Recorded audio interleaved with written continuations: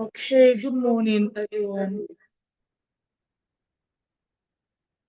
Thank you all very much for joining today's session again. This week has really been like a back-to-back session for us, and it has not just been the kind of sessions that we're just having just for having sake. They have been very, very impactful and full of powerful informations that we could definitely leverage on for our businesses. On Monday, we had a very good one on the ESG, which was the sustainable business practice for MSMEs, how to leverage ESG to scale your business. And we actually had the SA to the governor on ESG, that's the gig economy, come on board to educate us on things that we could do to leverage on ESG and scale our business with it. We also had our session on Tuesday, and it was also a very wonderful one, which was our financial discipline. And we touched on the topic of record keeping, the fundamentals, and the business accounting essentials for small businesses. And Kome was on the session to facilitate that session, and she was giving us very powerful informations that we could leverage on. And we also yesterday had our digital marketing. We all know that we're in the e-commerce era where everything is being done online now. When we talk about business, if you have a business and you're not online, then you're actually sleeping on a very long thing. So we had our very own Bukayo, one of the very top ones in the digital marketing space, come on board to discuss the digital marketing strategy for MSMEs and then tell you the things that you need to know. And then today, we definitely are having one of our our partners at the Empowerment for Local People, and their very best hands on the session today, and they'll be talking to us on financial resilience. We all know that in a business, you need to understand the financials of your business in order to be able to drive that business successfully. So we'll be touching on navigating economic challenges as an SME owner. You would all agree with me that it's a very wonderful one. I don't want to be negative here. And you would agree that it's quite wonderful in terms of the economy situation that we are in. And so as an SME, what are the things that you need to do in order to sustain that your business? And so we'll be having Akinwande, Omowunmi, and Anita on the session today. And they will be taking us on the things that we need to know and how we're supposed to leverage opportunities to maintain our business. And having said that, my name is Erics-Sobukonla Oluwafunmilayo, and I head the business support unit here at LSCTF.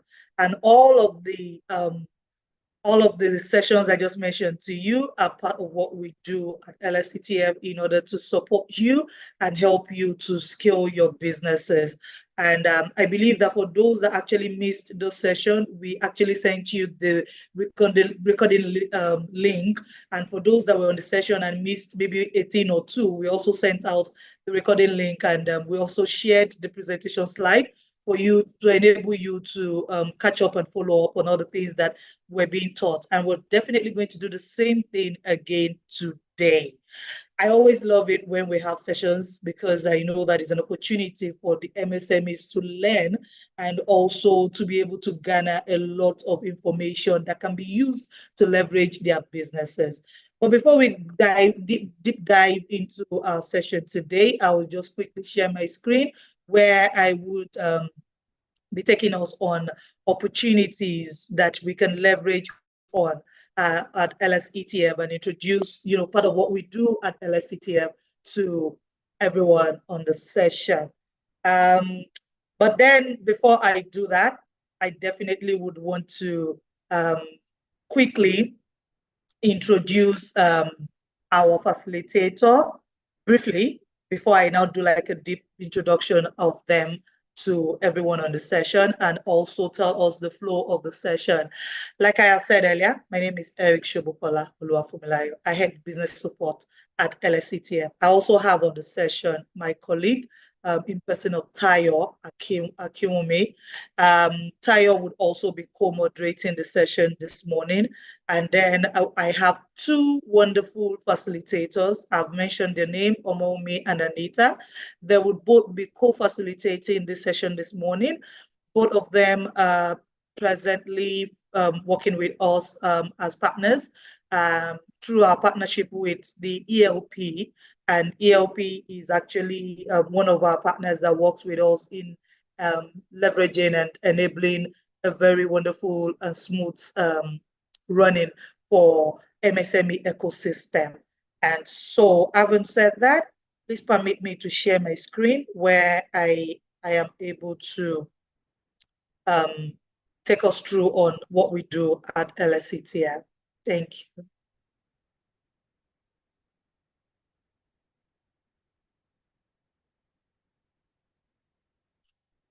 Kindly put it in the chat box when you can see my screen, please. Thank you.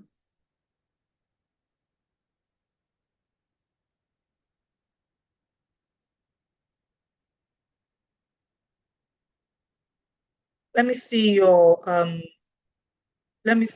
in the chat box if you can see my screen, so that I know that I'm not just the only one seeing my screen and I'm passing a message.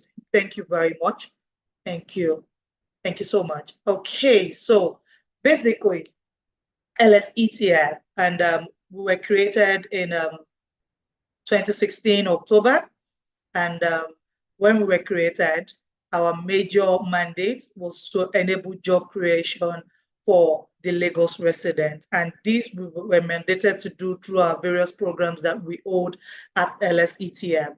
And part of what we've been able to do at LSETF is to make sure that we have presence in all the local governments in Lagos State. And we also have presence in 6 LCDAs right now, but we are looking to expand and ensure that we have our presence all over the 37 LCDAs that we have in Lagos. And as such, we're able to be all over in Lagos State, such that all the Lagos residents can be able to access all our programs. Having said that, I'll go ahead to the next slide. Okay, our interventions and our programs are the access to finance and infrastructure. We also have what we're doing right now, which is the capacity building with the business support unit. And through our access to finance, we are able to give opportunities for loans and as well as opportunities for grants. Our loan program, we have different categories, which is the MES, we have the ME, and we also have the SME. And then under our grants, we have situational grants that happens once in a while, and it depends on the events that are called to bring about such grants program. But then the grants that we have running right now is being referred to as the Lagos Cares Grant. And this came about as a result of the COVID-19 that happened. And we're trying to help businesses sustain their business even after the COVID-19 occurrence. And then through our BSU capacity building trainings, we are able to do trainings, physical and virtuals. We're able to do master classes. We're able to do advisory sessions, as well as access to market programs, including access to business acceleration and incubation programs. And all of the capacity building opportunities that you could leverage on in order to scale your business. We bring you very versatile information that you can use in order to leverage, because we understand that sometimes this is not just about having opportunity for finance, but also about having opportunities for learnings.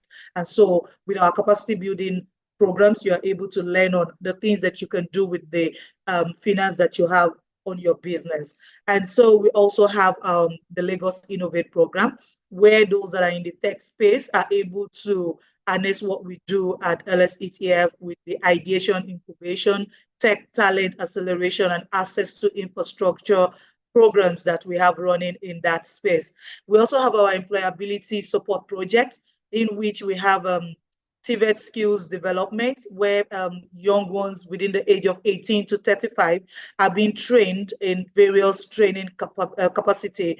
And at the end of the training, we help in leveraging our support from our partners to get them job placement. So it is job placement, but not job directly. So they have to go through what we call, the interview stage and end the job. But then we give them that opportunity.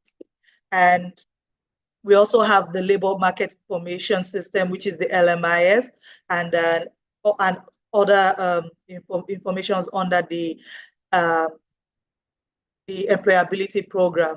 And so for our loan program, these are the generic loan program that we have. We have the NANO, we have the MEMES, we have the ME, and then we have the SME.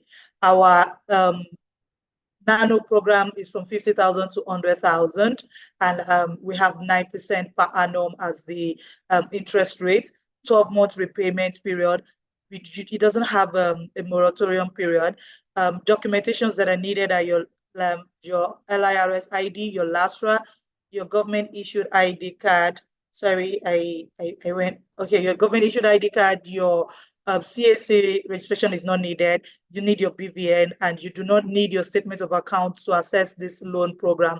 We also require you, when you are being offered the loan, to get a recommendation letter from somebody that is renowned. And then equity contribution will be paid before you draw down the loan, and that is 5% contribution from you.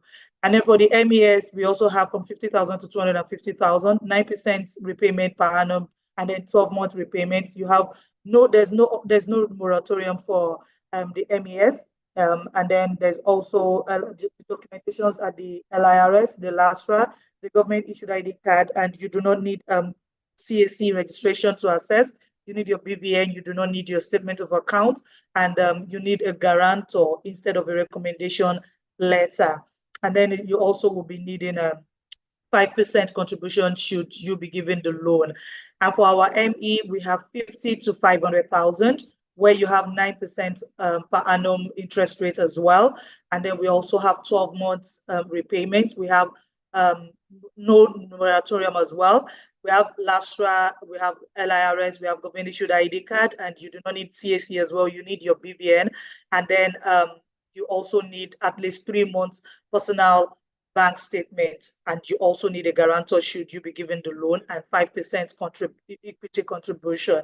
And for our SME, it's from 501 to 5 million naira, where you have 9% per annum as well as the repayment. And then we have 12 to 24 months repayment period, and there's no moratorium as well. You need your LASRA, your LIRS, you need your LASRA, you need your government issued ID card, as well as your CAC registration, and as well as your BVN.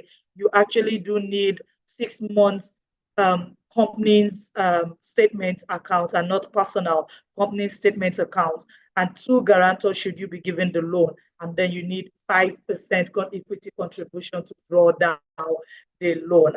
Yes, thank you very much for listening. And then wrapping it up, just to give us a brief of what we do at the Business Support. We do advisory sessions, access to market, business incubation and acceleration, capacity building.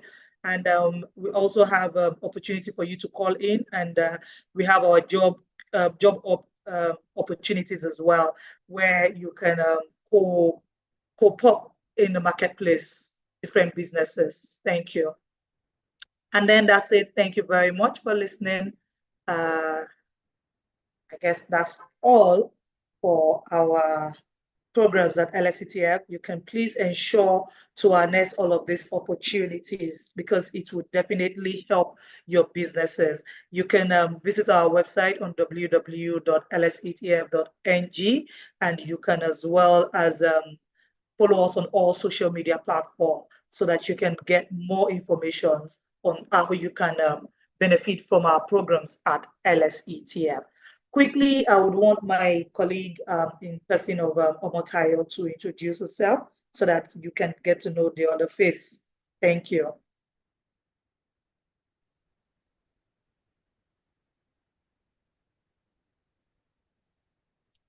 Thank you very much for me. Good afternoon, everyone. Or good morning, rather. I would like to welcome everyone to today's session. we're looking forward to having a very insightful and wonderful session. So just like my colleague has said, would like for you to take advantage of all the opportunities that have been presented down ground for you at LSETF so that it can help upskill your businesses. So I'd like to invite right now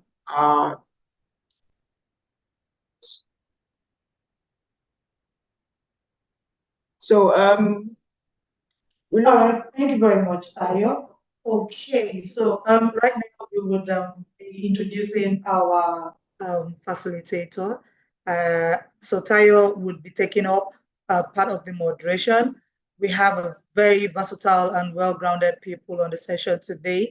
Our first facilitator is in person of Miss Anita Ogunjan. And Anita Ogunjan is a seasoned chartered accountant with wealth of experience of over 10 years in financial management, accounting, and business consulting. She's currently working as a business analyst and head of finance in a renowned private organization in Lagos. Over the years, she has worked with a diverse range of companies, including Flash Group, Dominion Wales Limited, Outwards Dyphon, in several capacities where she has perfected her skills in budgeting, making financial projections, analyzing financial reports, developing financial strategies for business upskill and sustainability. She is passionate about mentoring small and medium scale enterprise on financial management, providing valuable insight on business development and strategic guidance to boost business performance. Awesome, I must say. She's a graduate of Olabisi Onabanjo University and a member of the Institute of Chartered Accountants of Nigeria, ICANN. Please join me to welcome Anita Ogunjan in the chat box, please. Anita Ogunjan, you're welcome. Thank you very much. Kindly welcome Anita in the chat box. Thank you.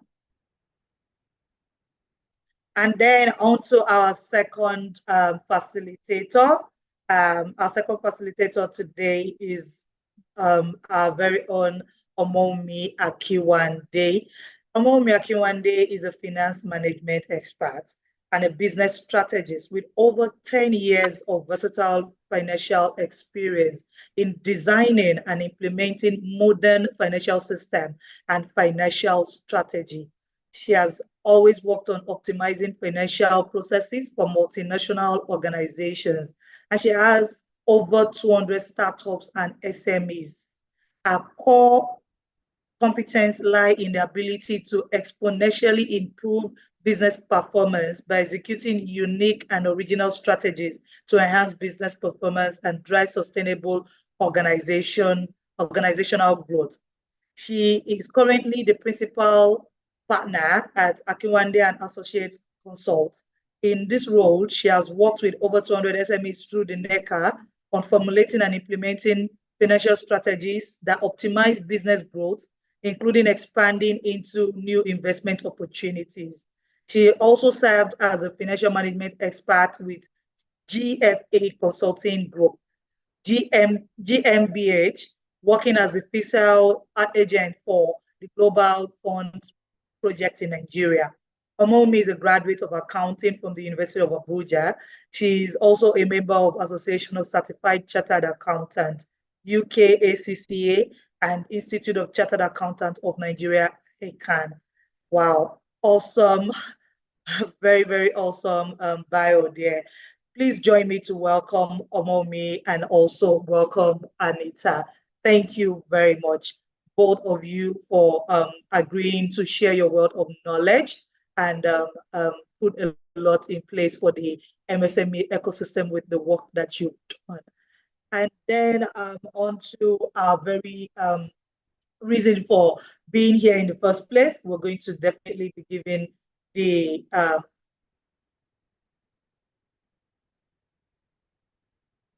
could you hear me? Okay, so we'll be giving you and Anita the opportunity to please go ahead and share your wealth of knowledge. Thank you.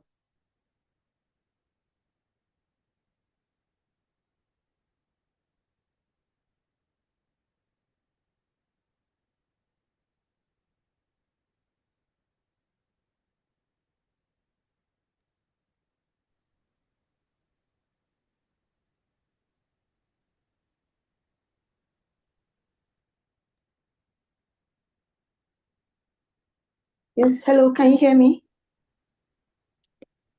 Okay, we can hear you now. Thank you very much. I'm waiting for the host me so you can see me if you want to see me. But if you don't want to see Yes, me, you can please fine. go ahead and switch on your video. Thank you.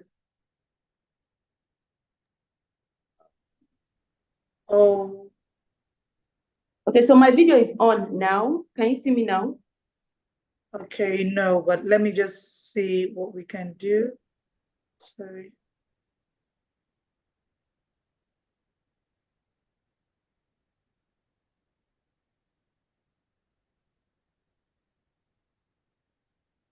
We still can see you. Can you switch it off and switch it on again? Okay, let me try that.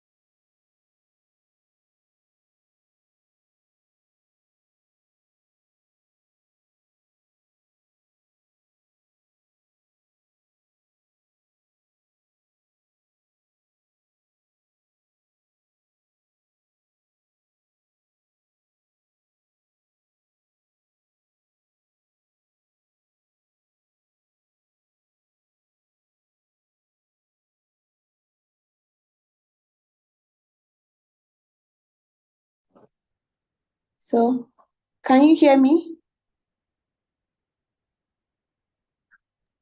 Yes, we can hear you. Yeah, but I don't know. It's saying that the host has not. Let me give you the host rights. Okay. I've done that. You're not a co-host, so you can please go ahead. Okay. Anyway, can you hear me? Yes, we can. Okay. Maybe I'll just have to go ahead because I don't know why. Okay. You should see me We now. could see your video before now. I don't know Okay, what so can you happened. see me now? I think you should see me now. Yes, we're seeing you now, but it's like it's a little bit upside down. I don't know. Really? Upside down? Okay, let me see what I can do about that.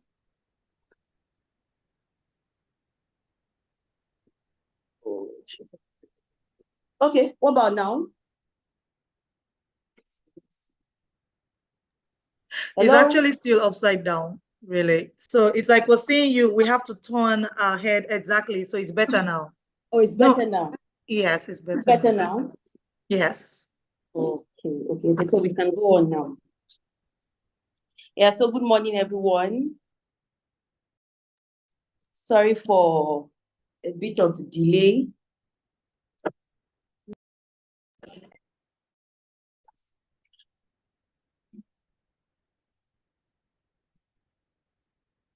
Hello, can you see me? Can you hear me? We can hear you, but we cannot see you again. You should see me because I can see myself on the screen. We're just seeing you now. Okay. So can I go ahead now? Please go ahead. Thank you. Okay, so thank you for the opportunity. Let me do you have my slides? Do you have my slides, or do I have to share my screen for you to see my slides? You can share your screen.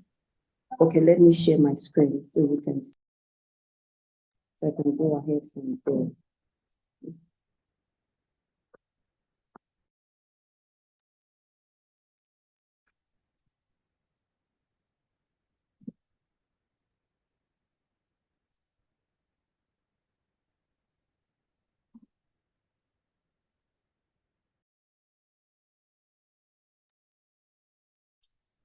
Yes. So can you see my screen now?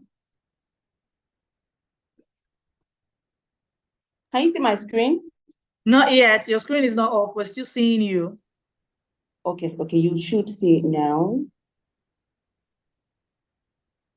Okay, so can you see my screen now? You know what? Maybe I should just go ahead and share your slides. Okay, please, if you can do that for me, I would appreciate that. Because you're supposed to see it already.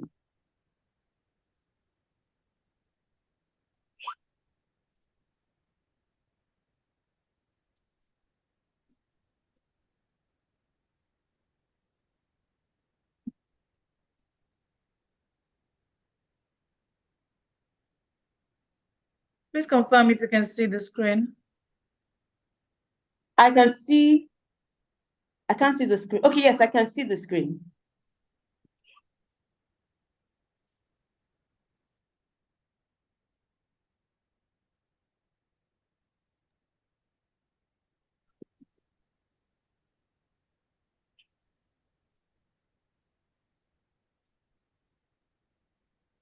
Okay, so you can start. Thank you. Okay, thank you very much for that. So, good morning, everyone. It's a pleasure to be here. Thank you for the opportunity of having to do this with you guys. So let's just start. So today, I'll be speaking about effective financial management and challenges faced by SMEs, and of course, the strategies for success. So I'll be giving practical tips, I'll be giving case studies, I'll be citing some cases, and of course, the best practices to achieve success in all of this. So firstly, I would like to remind us of a pandemic that struck the world I think it started in Asia about 2019, but it started in Nigeria. Sorry, it started in other parts of the world in 2020, and we experienced it in 2020. So for businesses that were not prepared, not even for businesses alone, for the whole world, everyone was struck. We didn't know what was going to happen and all of that. But that is where preparedness comes to play. How prepared are businesses for unforeseen circumstances? And in this case, this was not something that anyone could manage, because it was beyond what everyone could manage. So on the slide after the introduction, you could see a chart, and it is the heading of the chart is digital sales. Okay, it's saying here that digital sales was the least used approach among sampled firms within Lagos State during the 2020 COVID-19 pandemic. So now, digital sales is something that nobody thought about. So what I want to talk about now is digital sales.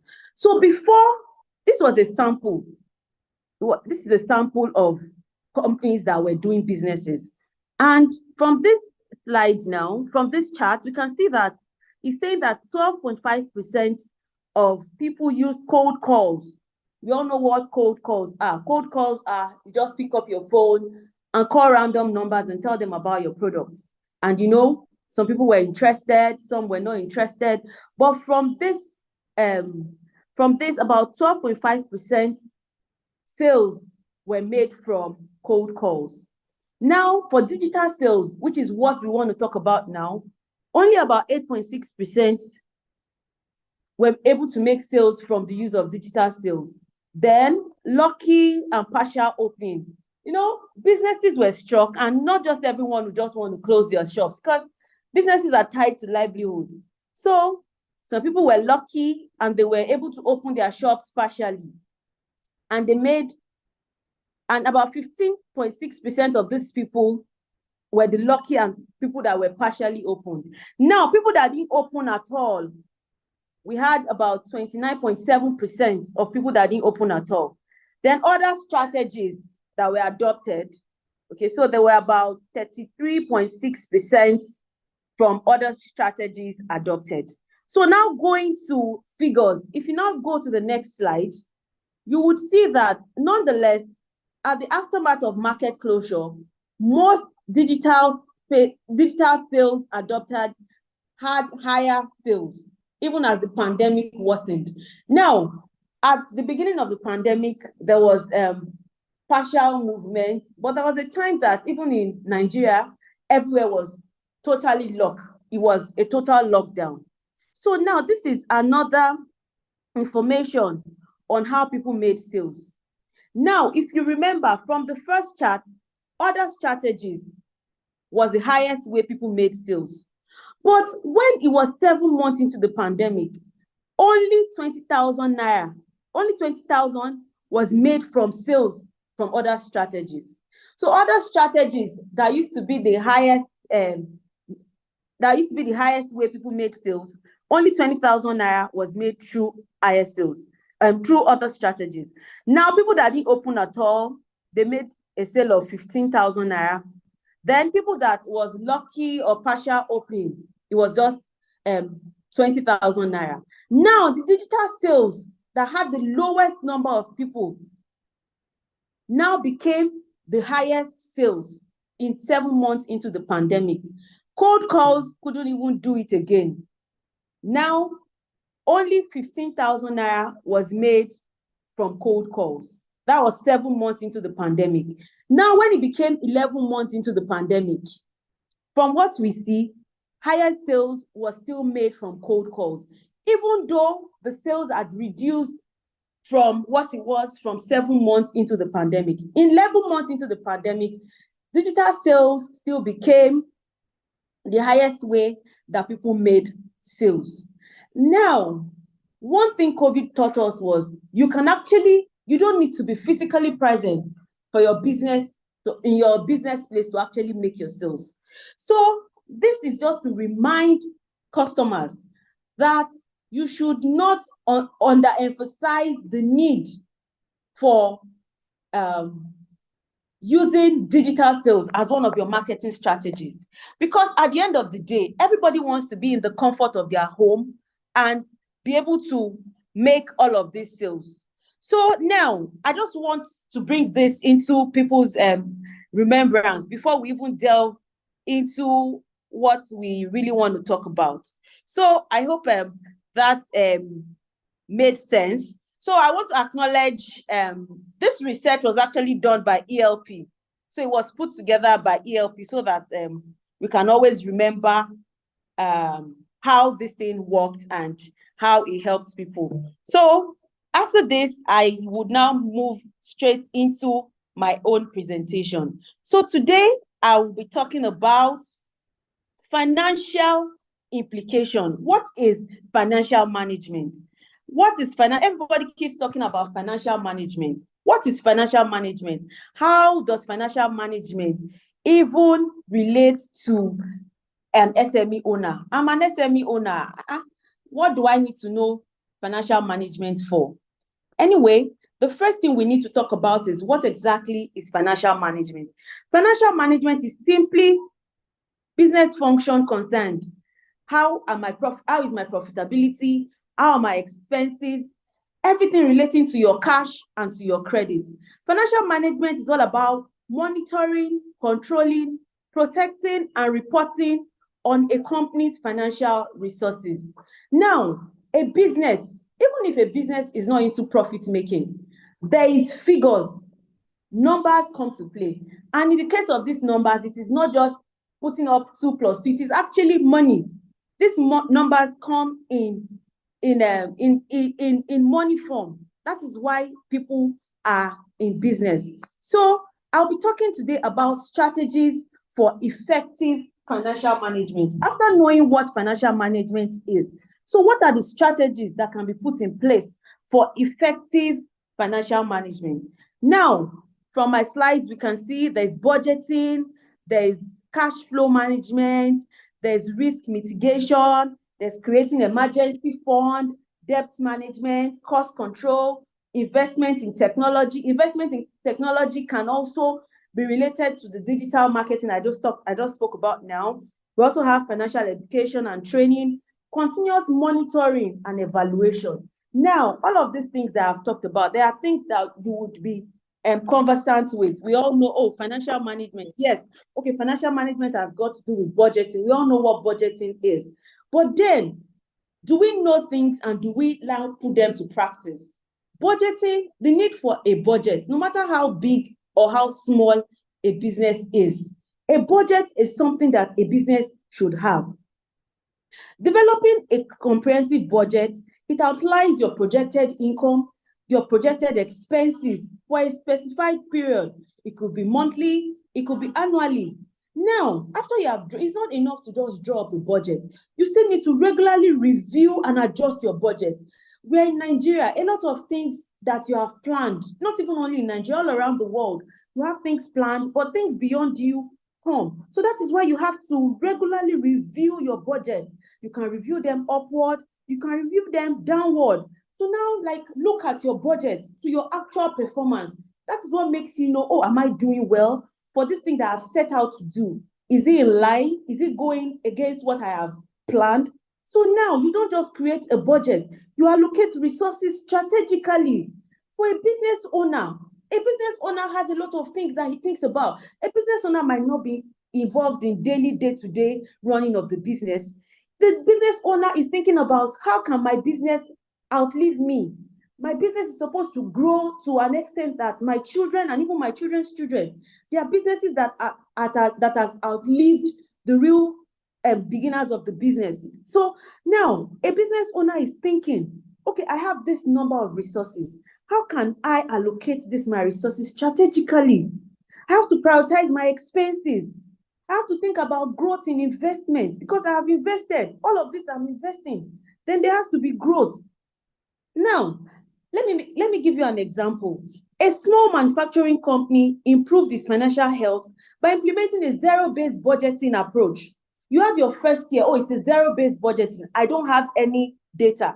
Now, all the activities of the first year, do you just run your business or you have a tab, you have a note of everything that has happened in the year? That can act as your first budget. It is called zero-based budget in the sense that you don't have any other thing you've done. That is the first experience you have. So with your zero-based budget, your first activities for the year, that can act as, it doesn't even have to be a year. It could be a month, it could be 3 months. So that is what you now put down. Okay, this is what we have done. Okay, how can we improve on this? So that acts as your budget. So that is one of the factors for effective financial management. Now we can also talk about cash flow management. Cash flow is very, very, very important. Your business relies so much on your cash flow. How much cash do I have? When opportunities come, do I have enough money to back up these opportunities? Or you just get an opportunity to invest into something, or maybe to buy some goods, or to like ship in some things. If you do not have this cash flow, if you have this cash flow in place, it makes it easier. So the money that comes to you, you monitor your cash flow regularly to ensure liquidity. Liquidity means how much money you have.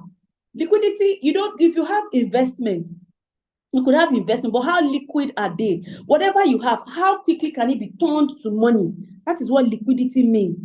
You have to have liquidity to meet your short-term obligations, to meet opportunities. And you also have to accelerate practices, to accelerate cash flow. What can you do? You can offer discounts. You can request for customers to pay early. Okay, if you can pay early, I will offer you this discount. And also, when you want to give credit to customers that will tie your money down, you have to tighten it. You have to tighten your credit terms so that somebody is just not holding on to your own capital. Somebody can buy things from you on credit. The person might even sell, but because your credit terms are not tightened, the person could even use your cash and invest it into something else. And if the opportunity comes for you to now invest your cash, it is lost. So you have to tighten your credit terms. And simultaneously, you could also delay cash outflows. You can negotiate with your vendors and say, okay, my suppliers, please, can I pay you in 10 weeks? Can I pay you in 4 weeks? Your supplier is obviously bigger than you. So your supplier has more capability to be able to tighten, to be able to extend your payment terms. That way, your cash flow, you have enough liquidity. Okay, let me give you another example.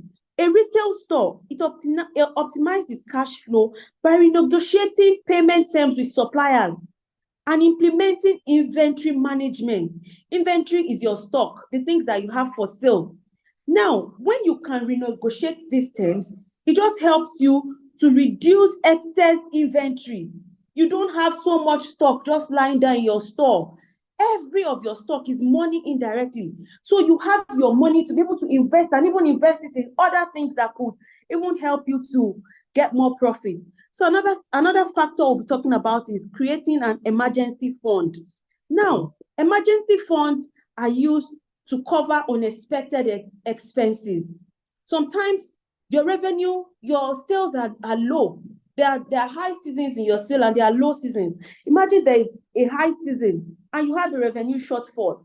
If you have created an emergency fund, and this also ties to cash flow, liquidity. If you have an emergency fund, when things that you do not plan come up, you can actually go about it without it affecting your business.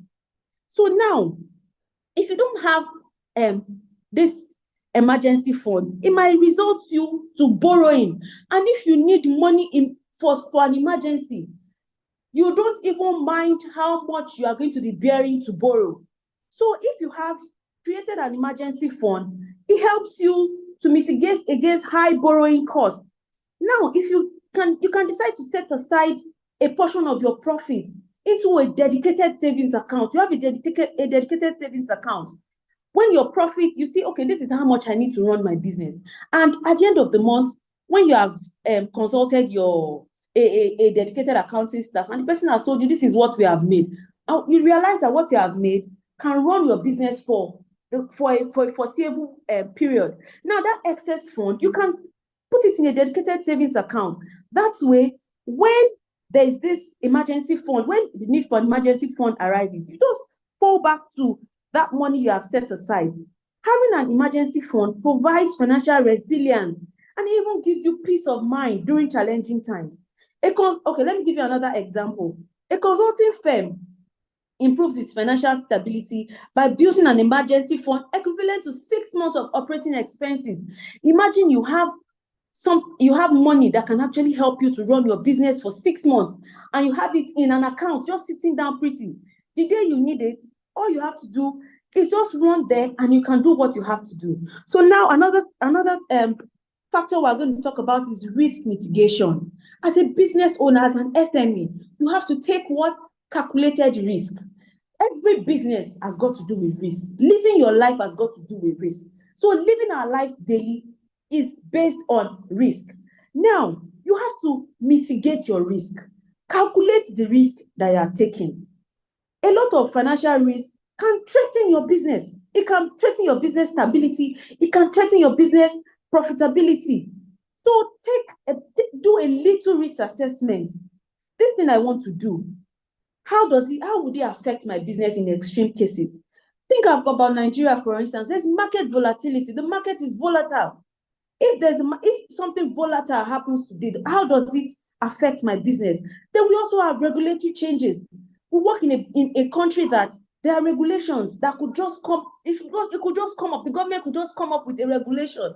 How does this affect my business? That is why you have to calculate the risk that you take.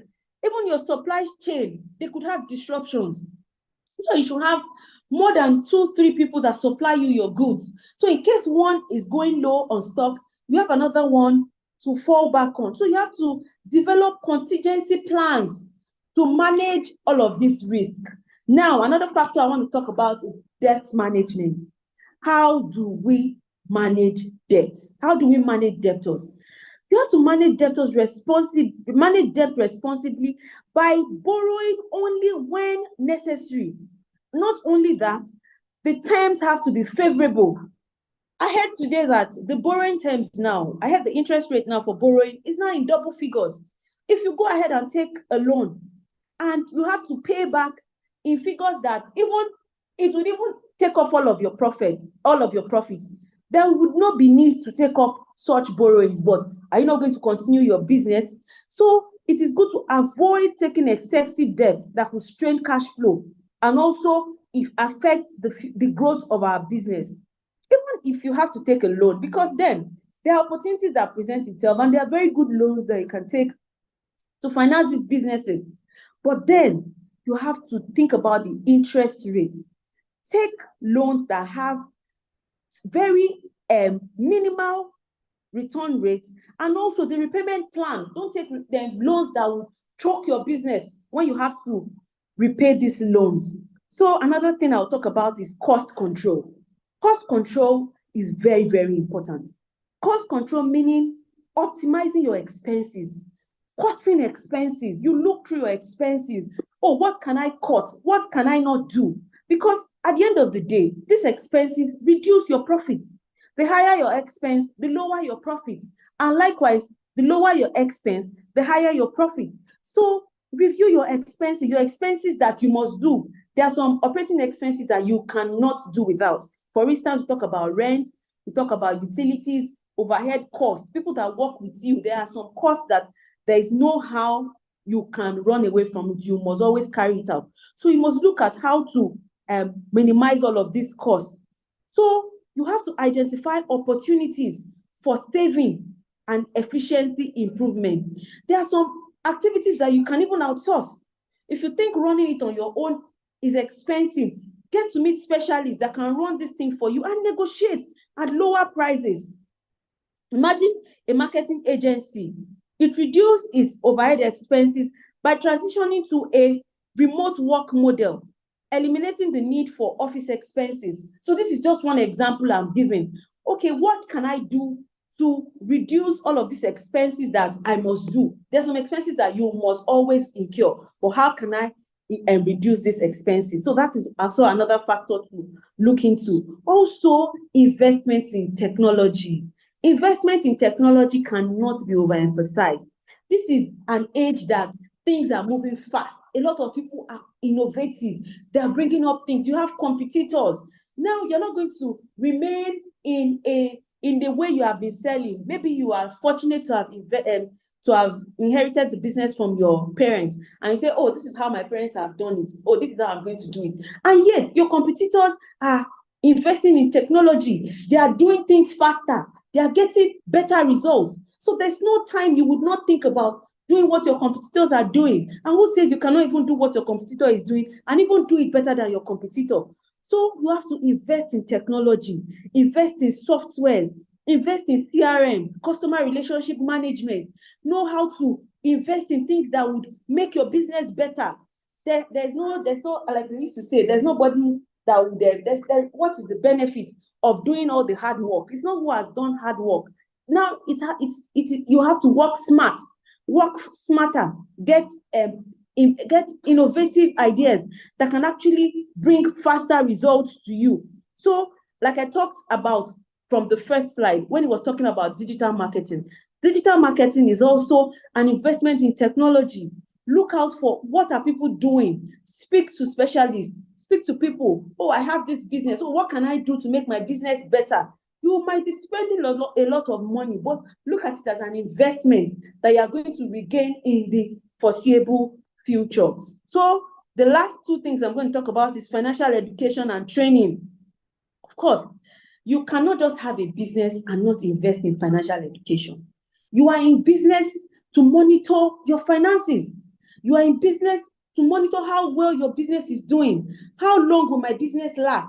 Oh, look at, if you cannot do these things yourself, get somebody involved in it. Get an accountant. If you cannot afford to employ an accountant, get an accounting, get a consultant. Oh, this is my business. This is what I do. Let somebody look into what you are doing. And in that way, you could also get educated, get trained. Like one of this, like this training that this webinar we are attending now is one training that could also help your business. So know what is happening, know what you need to put into your business. And of course, continuous monitoring, continuous evaluation. You did not invest for somebody else to now come and be getting the reward of your investment. So that is why you need to continuously monitor. You need to continuously look at what your business is into. Now, there are several accounting practices that could help all of these our businesses. For instance, we can set achievable financial targets. Now I'm on the next slide, practical tips for financial management. Now, something more practical. I set a financial target, but I don't go and set a target that is not achievable. I don't just look at it like, oh, my dream is maybe today, my turnover, what I sell is about 10 million. And you say, no, my dream is to sell 100 million by next year. How possible is this? So when you want to set this financial target, make it an achievable one. It's not like you should limit yourself to what you have been doing. Yes, you can stress it. You can actually flex this your target, but then make it something that is achievable. And of course, you have to like put in effort to achieve this thing. It's not like, oh, you are just going to remain in your comfort zone and say, oh, if it's 10 million I've been selling, I'd rather just remain by my 10 million. If you are selling 10 million, who says you cannot stress your target to about 20, 25, even 30 million? You know, and when you are stressing your target, when you are stretching your target to this 30 million, now what can I put in place to achieve this 30 million? If your working capital to get your turnover of 10 million, let's assume your working capital is 5 million.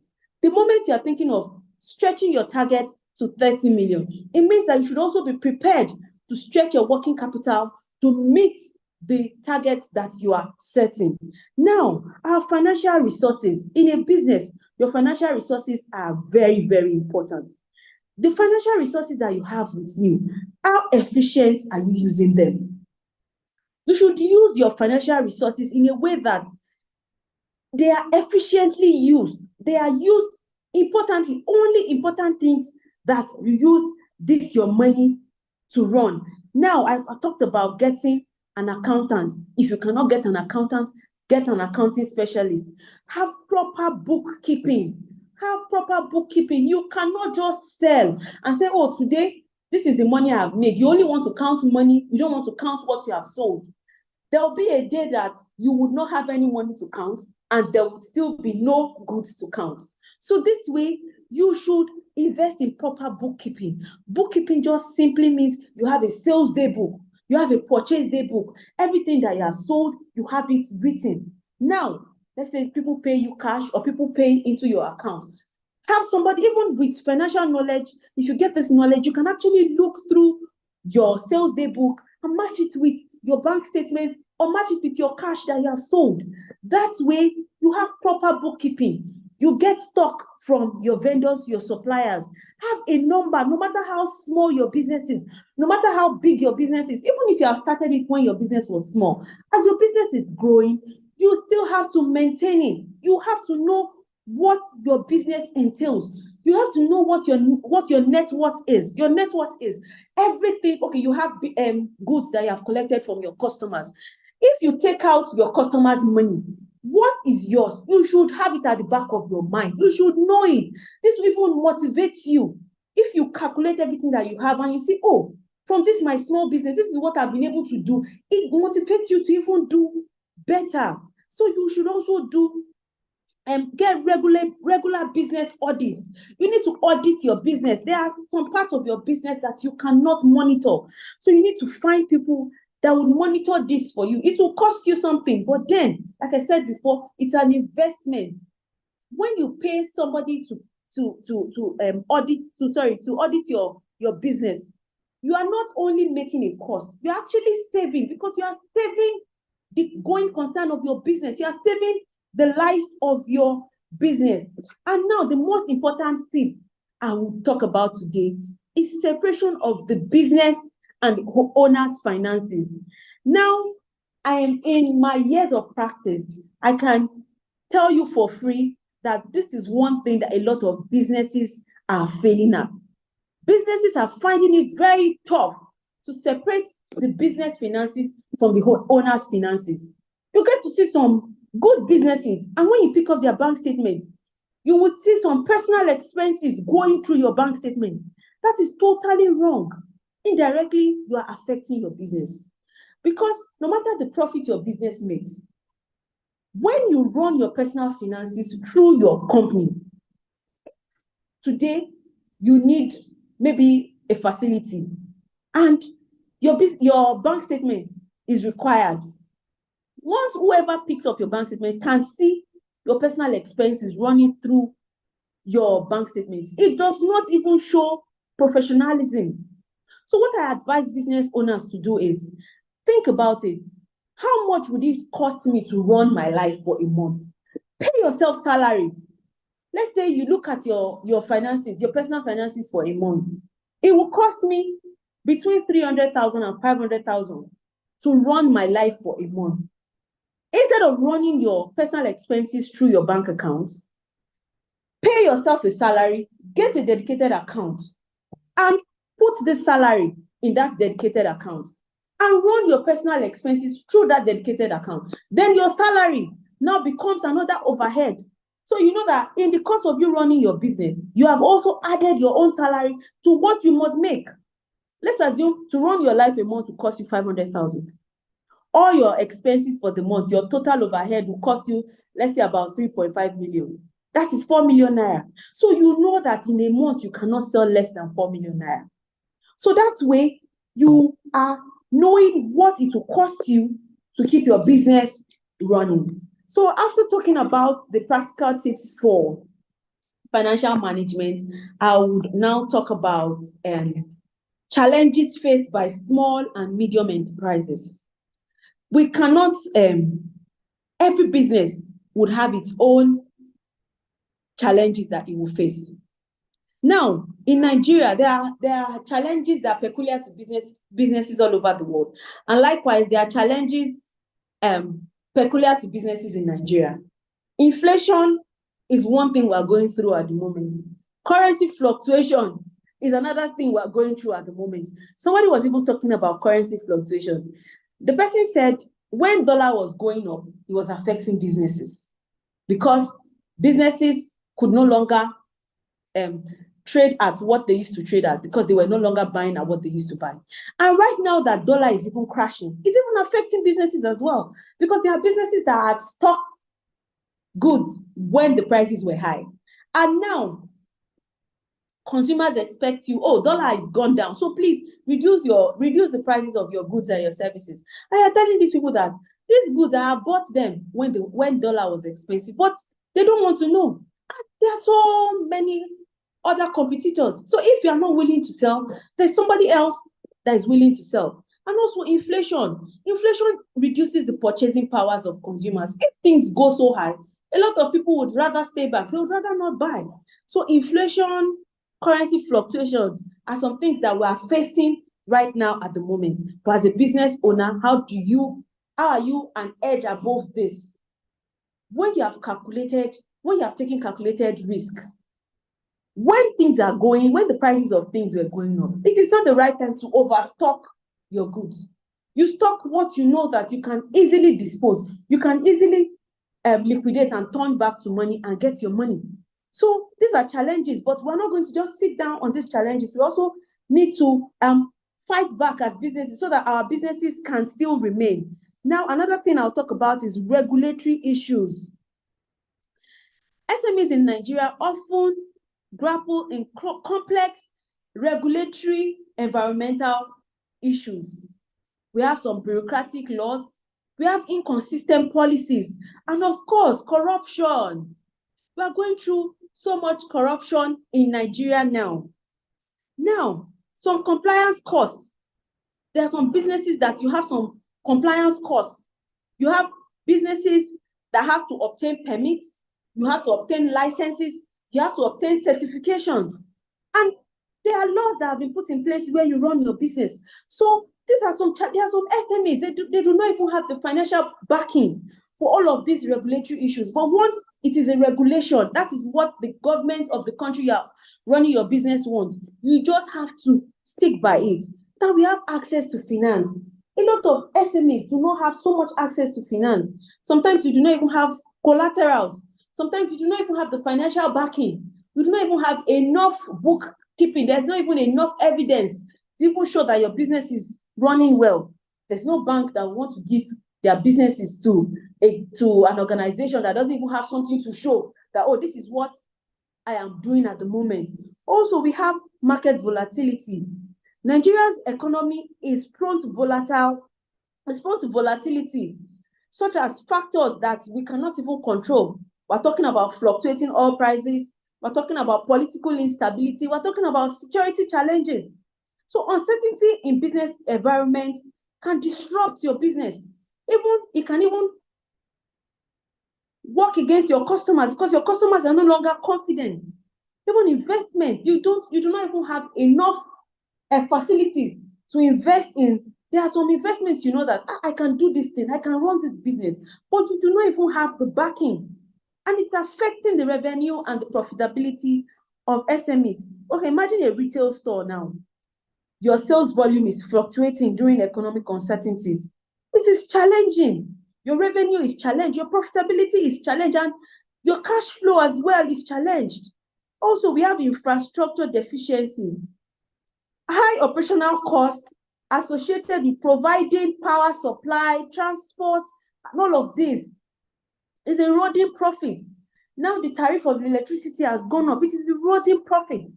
Also, we can talk about skills shortages and talent acquisition. SMEs struggle to attract and retain skilled employees due to competition with larger firms, and they have limited resources to train and develop these people. So there's mismatch between the skills demanded by business and those available in the labor market.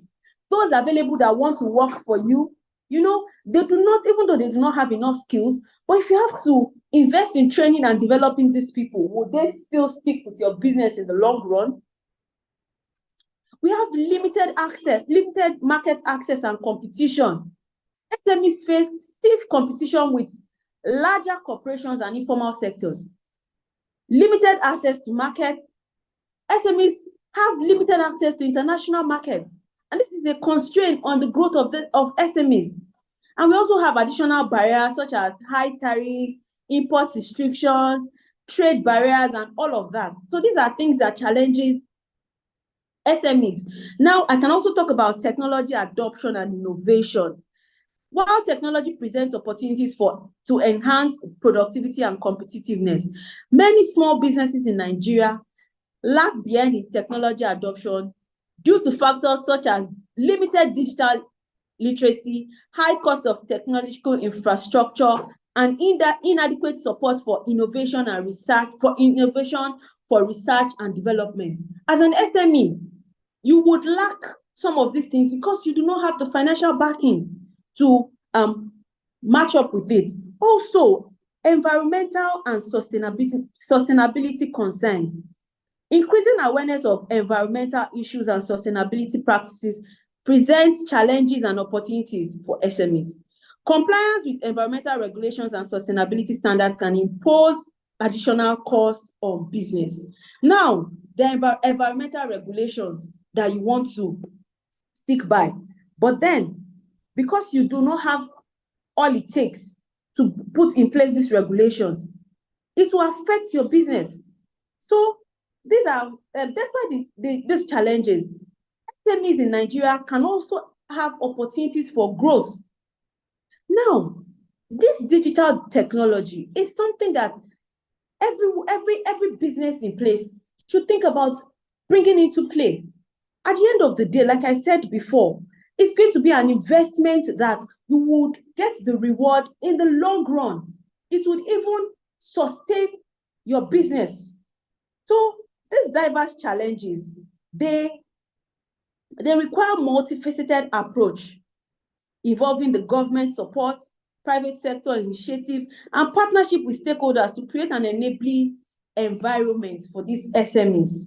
Efforts to improve infrastructure, enhance access to finance, foster innovation, and promote entrepreneurship can help unlock potential of SMEs and drive economic growth and development.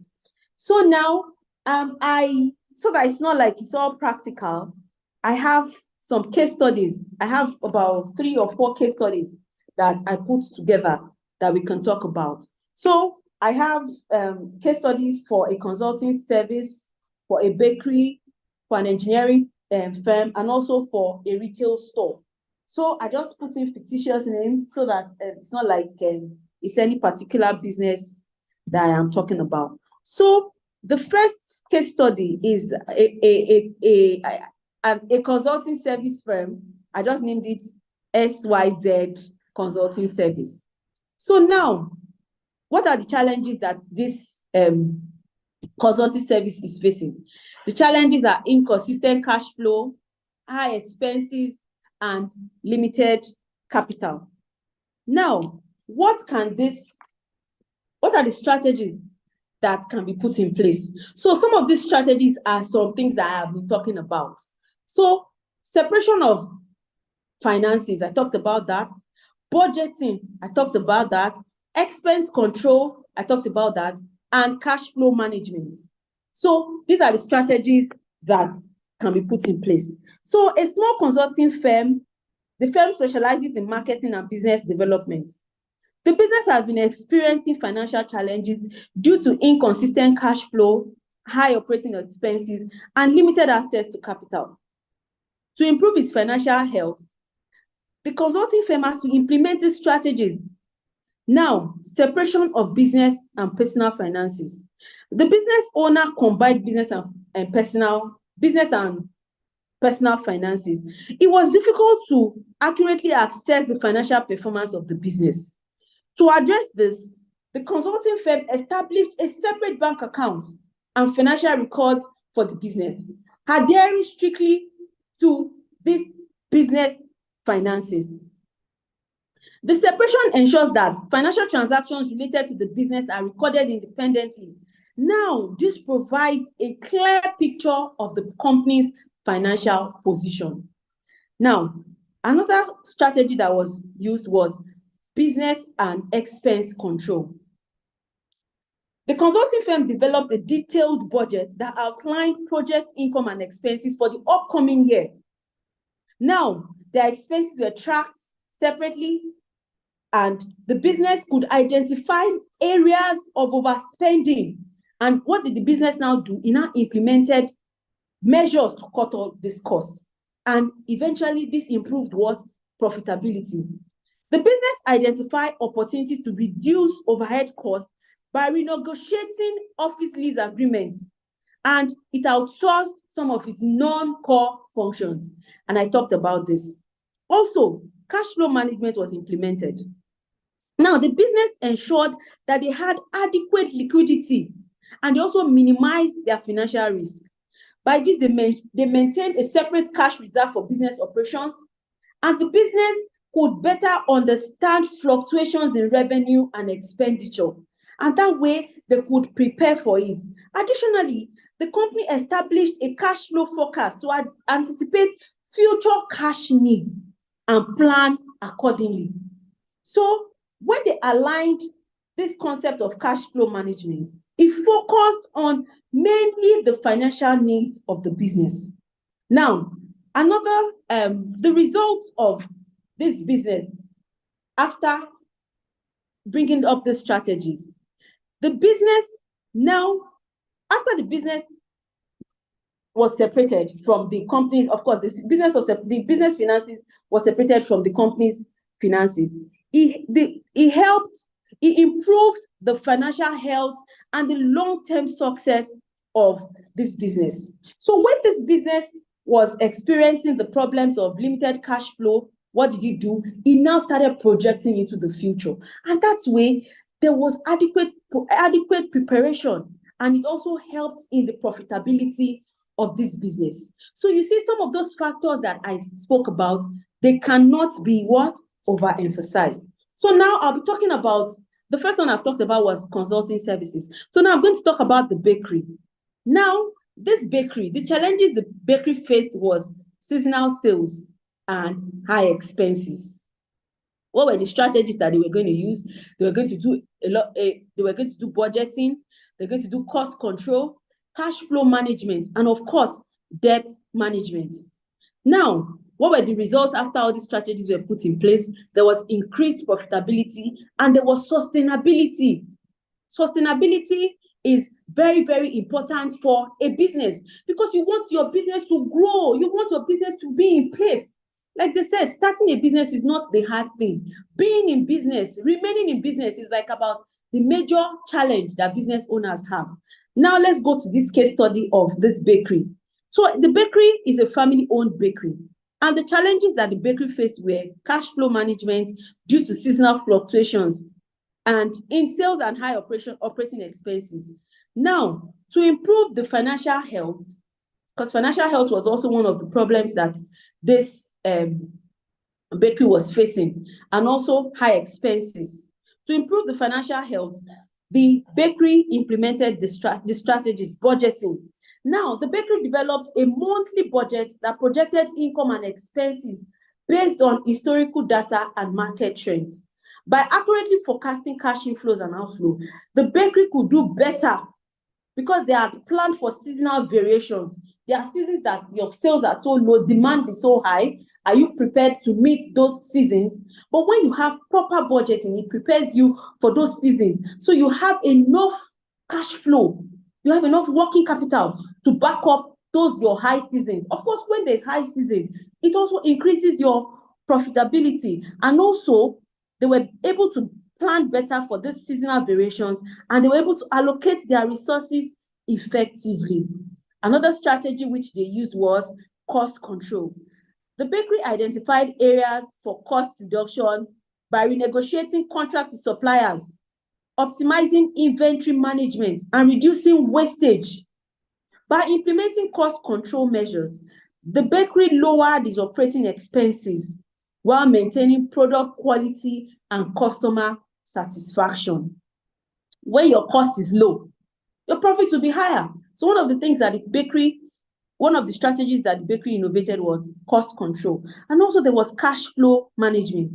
The bakery implemented proactive cash flow management strategies, such as they offered discounts for early payments and from customers, and negotiated extended payment terms with their suppliers. By improving cash flow visibility and liquidity, the bakery could meet its financial obligation, and the bakery could invest in the growth of its business. Debt management was another strategy that was used. The bakery refinanced existing high interest loans with lower rate financing options, and they developed a repayment plan to reduce interest expenses over time. They managed their debt responsibly. The bakery improved its financial stability, and also it improved its financial risk. Now, what was the result after these strategies were put in place? As a result of these disciplined financial practices, the bakery saw significant improvement in its financial health, which includes increased profitability, enhanced cash flow stability, and improved long-term sustainability. So we can see from the case of this bakery, he knew that he had a challenge. It identified this challenge and thought about strategies to fight against this challenge. And we can see what the end result was.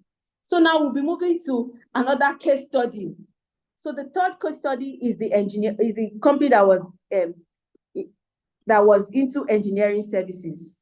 Now, the problem with the challenges that the engineering service, the company was facing, was irregular income, project uncertainty. What were the strategies that were used? Budgeting. Budgeting can just not be overemphasized.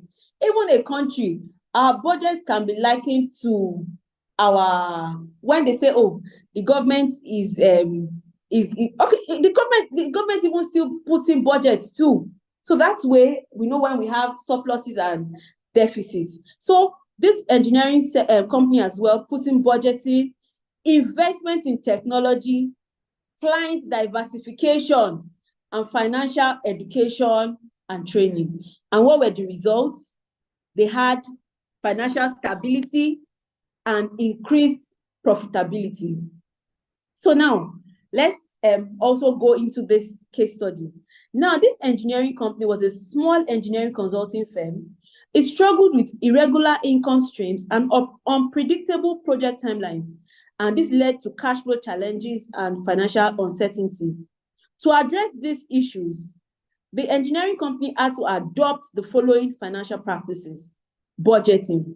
Now, they developed a detailed project-based budget that accounted for revenue projections, project expenses, and overhead costs. And by closely monitoring this project budgets and expenses, the firm could better manage cash flow and allocate resource efficiently. Now, this company also invested in technology. The company invested in project management software and accounting tools to streamline project workflows. Now, this helps them to improve their productivity and enhance reporting capabilities. By leveraging on technology, the firm reduced administrative overhead and improved project profitability. Now, another thing they did was client diversification. They diversified their client base by targeting new industries and geographic markets to reduce reliance on few clients. So they got a few new clients. That's where they expanded their current portfolio. The firm mitigated the risk of revenue concentration in the sense that it was not only relying on a certain number of customers or clients. They had client diversification. They had more clients. And this also helped them to increase their opportunities. And of course, the business grew. Now, they also used financial education and training. They provided financial literacy training to its employees, and this enhanced their understanding of key financial concepts and decision-making skills. By empowering employees to make informed financial decisions, the firm fostered a culture of fiscal responsibility and accountability. Through the implementation of this disciplined financial practice, this engineering firm was able to improve resilience in the face of economic uncertainty. Now, if time permits me, I'll talk about the last case study. So the last case study here is a retail store. So I'm going to do this faster. So now this retail store, the challenges were inventory management, cash flow fluctuations, and the strategies were inventory optimization, cash flow forecasting, vendor negotiation, customer loyalty programs. And what were the results? Improved profit margins and customer loyalty. Now, this retail store was a small boutique clothing store, and the challenges faced were inventory management, cash flow fluctuations, and it affected their profit margin. To address these issues, they used these strategies: inventory optimization. Now, they conducted a thorough analysis of their inventory level and sales to identify slow-moving items and trends in customer preferences. By optimizing inventory levels and focusing on high-margin products, the store reduced their carrying costs and improved inventory turnover, and this led to increased profitability. Cash flow forecasting. Now, cash flow forecasting. They developed a cash flow forecast that projected cash flow into the future. So now they could know what they needed in the future. And also they used the vendor negotiations, and they also used customer loyalty programs. They gave incentives to customers that were returning customers to foster their relationship. They rewarded their loyal customers, and they gave special discounts and even special promotions. And what this do? It increased their customer retention, and it gave lifetime value to their business. Through the implementation of this disciplined financial practice, the retail store experienced significant improvement in its financial health, and this increased their profitability and also enhanced their cash flow stability. So I think I have gone through all of the case studies that I have here. So I want to thank everyone for their time. Thank you for listening. Thank you for having me. And I hope I've been able to impact some knowledge from what I know about financial management. Thank you so much. So I think In conclusion, effective financial management is crucial for SMEs. Implementing disciplined practices leads to improved financial health. Tailoring strategies to specific challenges yields sustainable results. So this would be the end of my presentation today. I want to thank you for your time. Thank you for listening. Thank you for having me. So that will be all. Thank you. Thank you so much. Thank you so much, Anita, for such an insightful session.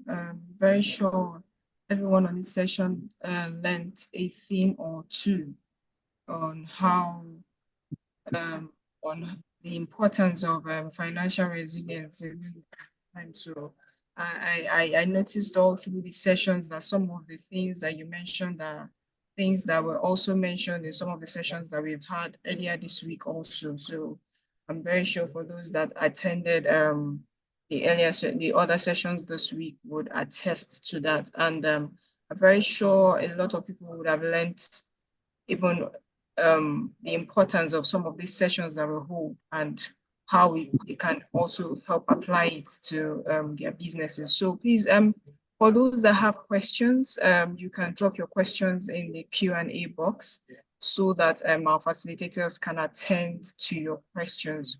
And if you also would like to ask the questions, you can use the raise hand icon. So then you can go ahead and unmute yourself and then ask your questions. So are there going to be questions? And also please you can also help in attending to the polls that popped up on your screen, as this will help us serve you better. So please for those that have questions, you can drop your questions in the Q&A box so your questions can be attended to.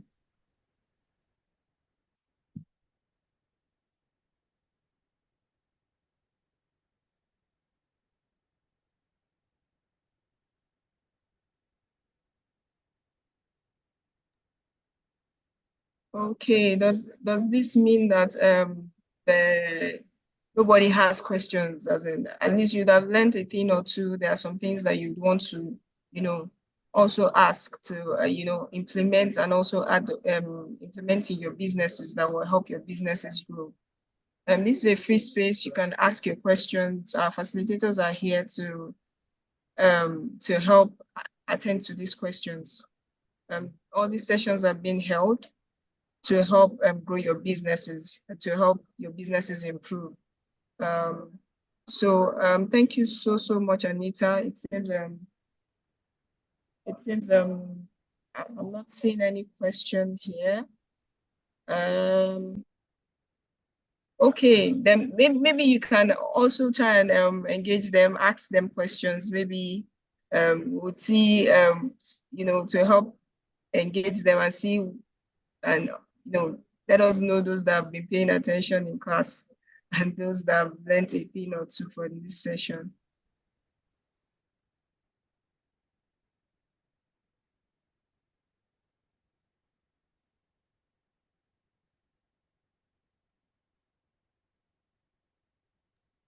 Thank you so much, Mr. Gwinga. You said the session has been enlightening for your business. Okay.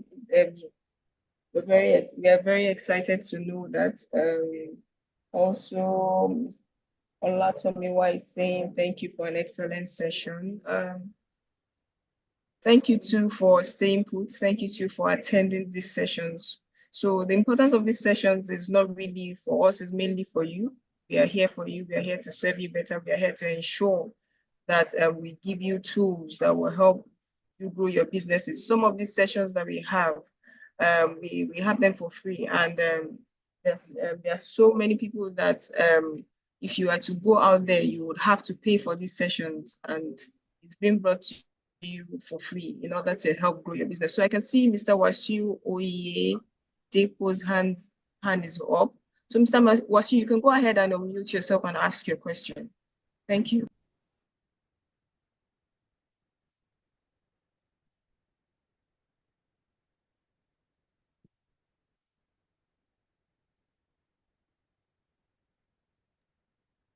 Mr. Washi, can you hear me?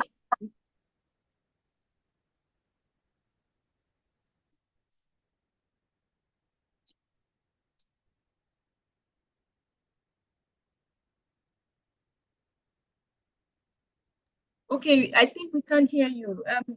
Do you want to, you can go ahead and unmute yourself so you can ask your questions. I can see that your hand is up.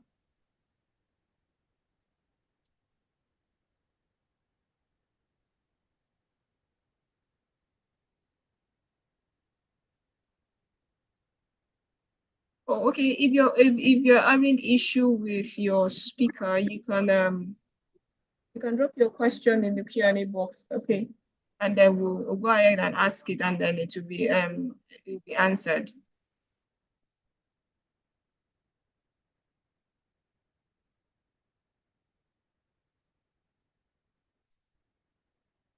Okay, so Anita, I have a question here, and it's from Mr. And it's from Ayodeji Adelakun. Okay. Oh, okay. Okay, I think the question is for us at LSTF here, and saying, okay, you're asking. You said you've applied for LSTF. The options do not include awaiting approval. My phone did not apply. Oh, okay. So Mr. So Ayodeji, what an advice is you log onto your dashboard and keep checking regularly. Then there will definitely be an update for you soon, since you've applied and you're waiting approval.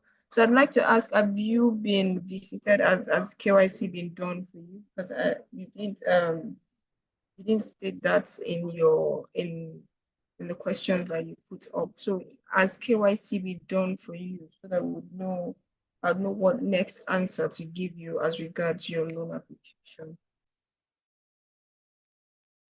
So Mr. Washu is asking, Anita, sorry, this one is for you.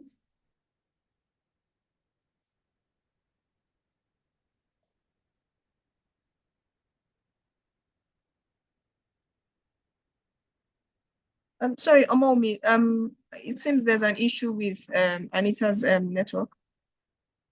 Yeah. It seems there's an issue with that network. Sorry, Oh, okay. but yeah, well, I'm here. Yeah, the question okay. can go on. All I right. can answer. Oh, okay. Also, Mr. Washi is asking, how can we make sure our emergency fund does not depreciate in purchasing value over time?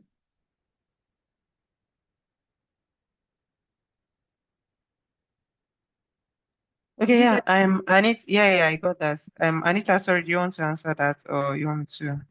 Did you get the I'm question? sorry, I didn't get the question. Please, can you go again? I didn't get the question, please. Okay. So Mr. Washi is asking that how can he make sure that his emergency fund does not depreciate in purchasing value over time? Okay, so we are in Nigeria. Can I go ahead with my answer? Yes, you can. Okay, so we're in Nigeria now, and the fact remains that uncertainty and change is part of some things that we cannot control. You know, somebody said something to me earlier this week, and he said that he remembered people saying that it's wiser to save in dollars. And he said he actually changed his savings into dollars and saved in dollar. And now that the value of dollar, the naira is strengthening against the dollar, that his savings have actually been depleted because of that exchange loss. So the truth is, there are some things that you cannot control.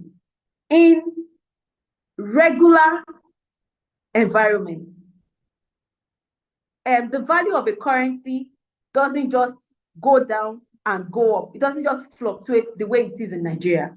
But then, as a business owner, you are not going to say, oh, because of this reason, I'm not even going to make efforts.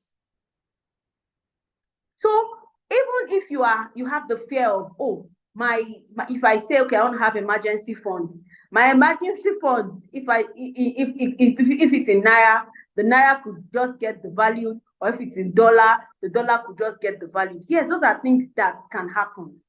But then you still have to put measures in place to have this savings. Because there's a saying that if somebody says, oh, I have to see it rain before I go and farm, then the person would not farm at all. So just to make sure that you make efforts into making sure that your business has emergency funds set aside. So I hope I've been able to answer your question.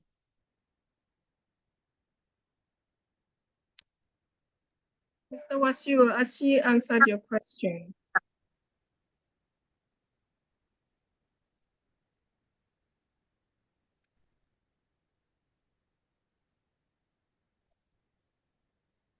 Okay, so Mr. Wasiu said you've answered his question. He's saying thank you. Thank you, Mr. Wasiu. Thank you. I don't know if we have any other questions. Questions I'm seeing here in the chat box are for those that have applied for a loan. Okay, so I have another question here from Oyema Blessing. So she's asking that if your business is not going well financially and you don't want to take loan, how will you boost it? Well, as a business owner, there are times that your business are actually going through constraints. Some you can control, some you cannot control. Now, the thing about taking loans is that taking loans is not bad if you have something to sustain it. For instance, you take a loan to do a business. Now, you now have to do a feasibility study. Let somebody give you the terms clearly. It's not all of those English that they write. Let somebody explain to you, okay, now I'm taking this loan and this is my interest. This is what I'll be required to repay back every month. Now, the business you want to invest this loan into, you have done a proper feasibility study and you see that the profit I'll be making from this business would be able to finance this loan conveniently, and there would still be profitability on my business. Because you see, now when you take a loan, it is called finance costs. It now becomes like an additional expense to your business. But if the cost of borrowing this money, the business you are investing into can comfortably pay back the loan, then my sister, I would advise you to take the loan. And also you have to be financially disciplined to make sure that you follow the terms of the payment of the loan. I am to pay back this loan monthly. You know, if you don't pay, if your loan, let's assume your repayment date is maybe on the 30th. The moment you do not repay your loan, you know that there's a financial implication for it. It means that your interest on that loan is now higher than what it could have been. So you now have to be disciplined about repaying your loan. Thank you. I hope this answer is good enough for you, Miss Blessing. Thank you so much, Anita, for the answer to that question. So Blessing, as your question being answered to the rest of your satisfaction, rather.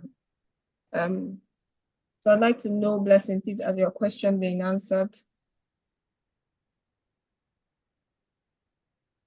Oh, okay. So while we await the answer from Blessing, I'd like to say a very big thank you once again to Anita for such an insightful session. I'm very sure those that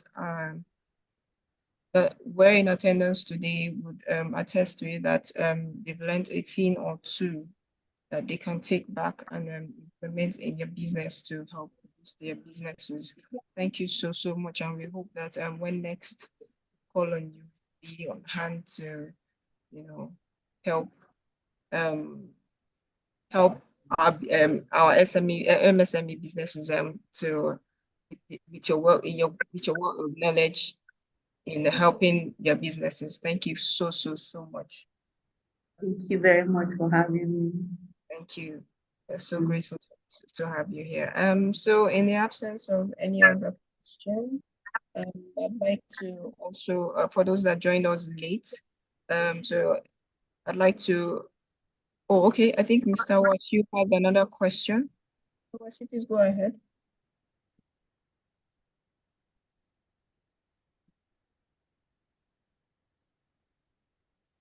Okay, so I can see in the question and answer box. So Mr. Washi is saying that, Anita, you mentioned loan refinancing as a way of reducing cost.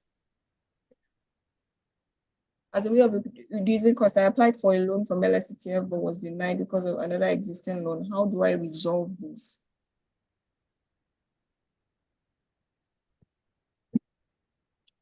From what I know, before these loans are given out, a lot of findings are done. You said you have an existing loan. So probably your existing loan is the reason why your current loan is not approved. So before a loan is disapproved, I think they always give you conditions as to why your loan is not approved. So you might need to find out why your loan is not approved. And also, I'd like to ask you, if you have an existing loan, why do you need another loan? Can your business comfortably accommodate paying back 2 facilities at the same time? So those are questions that you need to ask yourself. So it's not just about having funds. Are these funds actually generating further wealth? Because if you just keep amassing loan, just taking loan, and you cannot pay it back, in the long run, it's not going to be beneficial to your business. So please think about it very well. Can my business take care of these loans? But if you know that your business is doing so well, you just need to inject that more capital for your business to do better, then I'll advise you go for it. Thank you. Thank you so much, Ms. Anita, for answering that question. So I'm seeing a question here. From SIA Spence.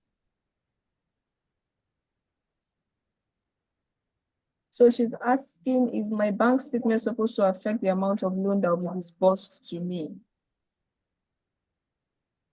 Well, what I know about loans is your bank statement is a requirement, and your bank statement is required to know if your business is sustainable. They want to see your previous record. They want to know what you have been doing.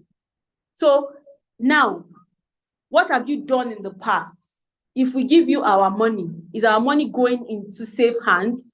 So those are just one of the things that they want to know. So that is why you need to make your bank statement as clean as possible. When I mean clean, I mean your bank statement should be dedicated only to your business.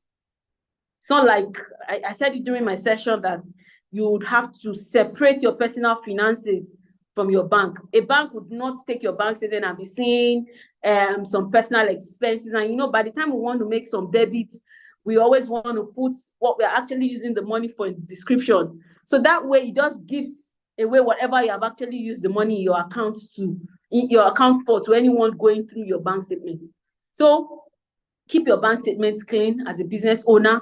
You could even need to apply for a visa. Your bank statement is required for a visa application. So your bank statement is something that, like, your bank statement is one of the source documents of your business. That's something that documents your business inflow and outflow. So just try to keep your bank statement as clean as possible. Thank you. Thank you so much, Anita, for your time. So I'd like to leave the floor for Omowunmi to share with our participants what she has for them today. Omowunmi, you can have the floor. Thank you. Okay, yeah, thank you. And thank you, Anita. Sorry, I can't start my video. I don't know. It's kind of telling me that, please, can you help? Okay, thank you. Thank you. Anita for the session. It was really, really loaded. And I was even asking myself if I still have anything to say because you practically speak on everything. So thank you and well done for that. I still have issue with my video. I can't put it on. Like I think you can go ahead to put on your video now. okay. All right. Yeah, it's fine. So thank you. Thank you, everyone. Thank you. Thank you, Anita, for the session, like I said. Okay, so I'm just going to quickly go ahead and share my screen now because I know we are way behind schedule, and like it would be good to just quickly speak around what my slide is so we can wrap this up. And I also want to say thank you to everyone that have patiently waited till now. Thank you for your time. Thank you for your engagement. I think it's really made the session really, really insightful.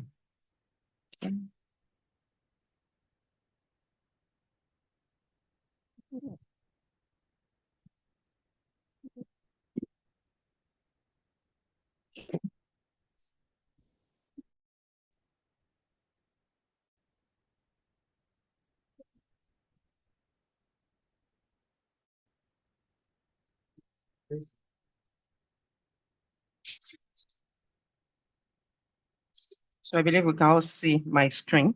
Okay, so I'll just be talking about the financial resilience. I know Anita has spoken about the financial management part. Sorry, hope we can all hear me. Can we all hear me? Can we confirm we can hear me? Yes, we can. Yes, we can. Okay, thank you. Thank you very much. Okay, so Anita have spoken about the financial management part. Like she has given a lot of tips to SMEs on what they need, what are the financial management tips they need to keep their business going? How do they ensure the business stay afloat? How do we ensure that we have a lot of cash flow for the business? But right now, I'm just going to talk about how we can navigate economic challenges for SME.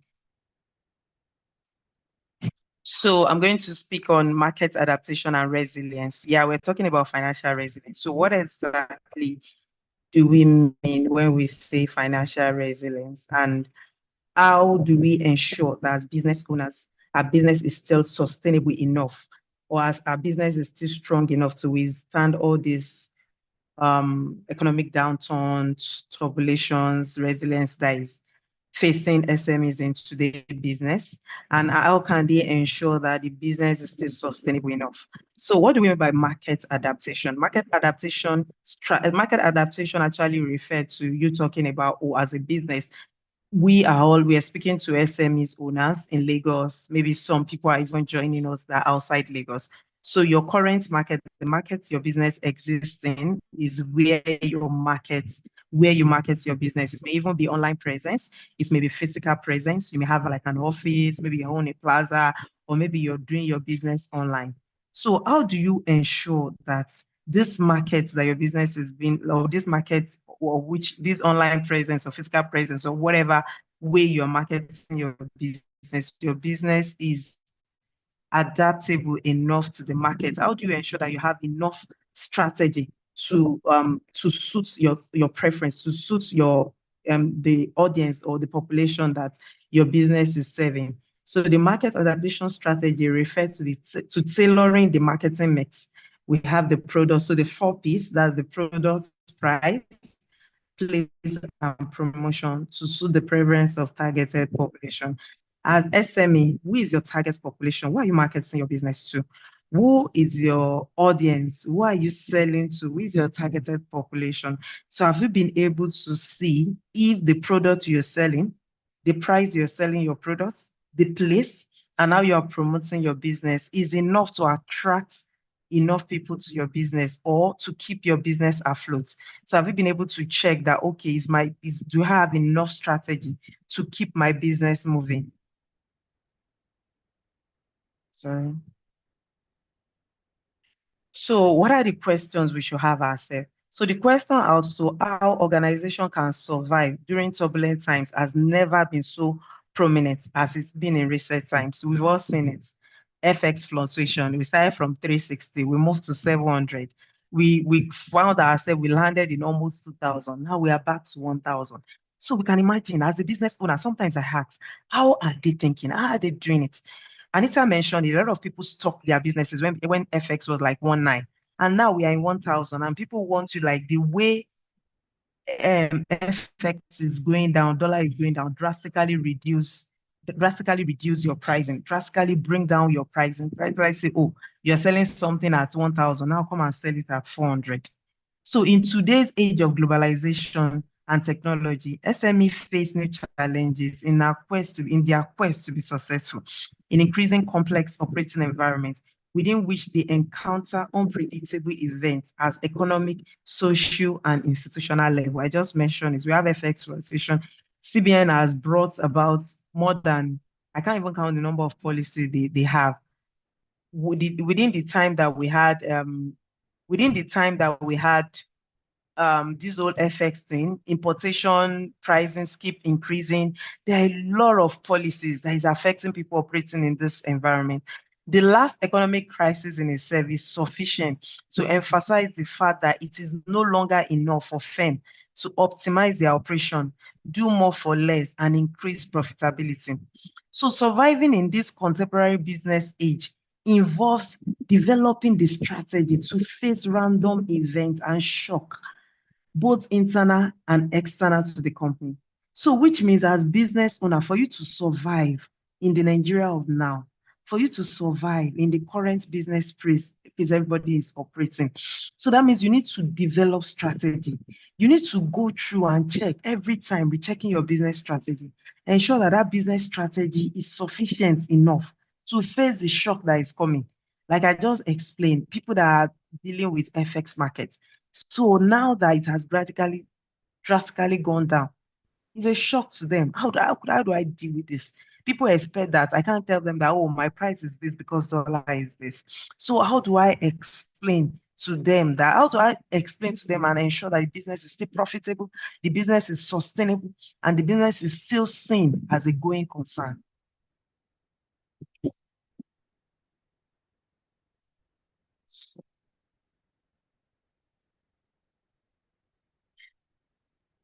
So the business is still seen as a going concern. So what can you do as a business owner? So the first step here is to recognize the right moment to pivot. So which means as a business owner, one of the things you need to think is, I think I need to pivot my business. You can't keep operating in the same space. I'm not saying change your business entirely or change what you're doing. No, you still have your business, you still have whatever business or business environment you operate in, but sometimes you need to evaluate your business model and see if the business model is still serving the right audience. A lot of things are changing. Some people are having like their businesses, even with this all changes that is happening, we have people, they are really selling of revenue, they are over 20 million. Wherever in this FX has happened, considering the increased cost that has bestowed upon business owners, they are still facing like declining sales, stagnant sales, increasing competition. Like, let's say, for instance, you're the only one in the business you now realize that a lot of people are currently doing what you're doing. So what do you do? So I'm going to talk about bringing in pivots and like pivoting your business model, your business strategy, looking at, oh, how can I change my business model to suit the current economic reality so that at least the business is still sustainable, the business is profitable, and you're still strong in business. So the first step here is to recognize the right moment to pivot. So which means you need to think, now, this is the current business I operate. Like I said, it's the global stage, technology stage, a lot of things are changing.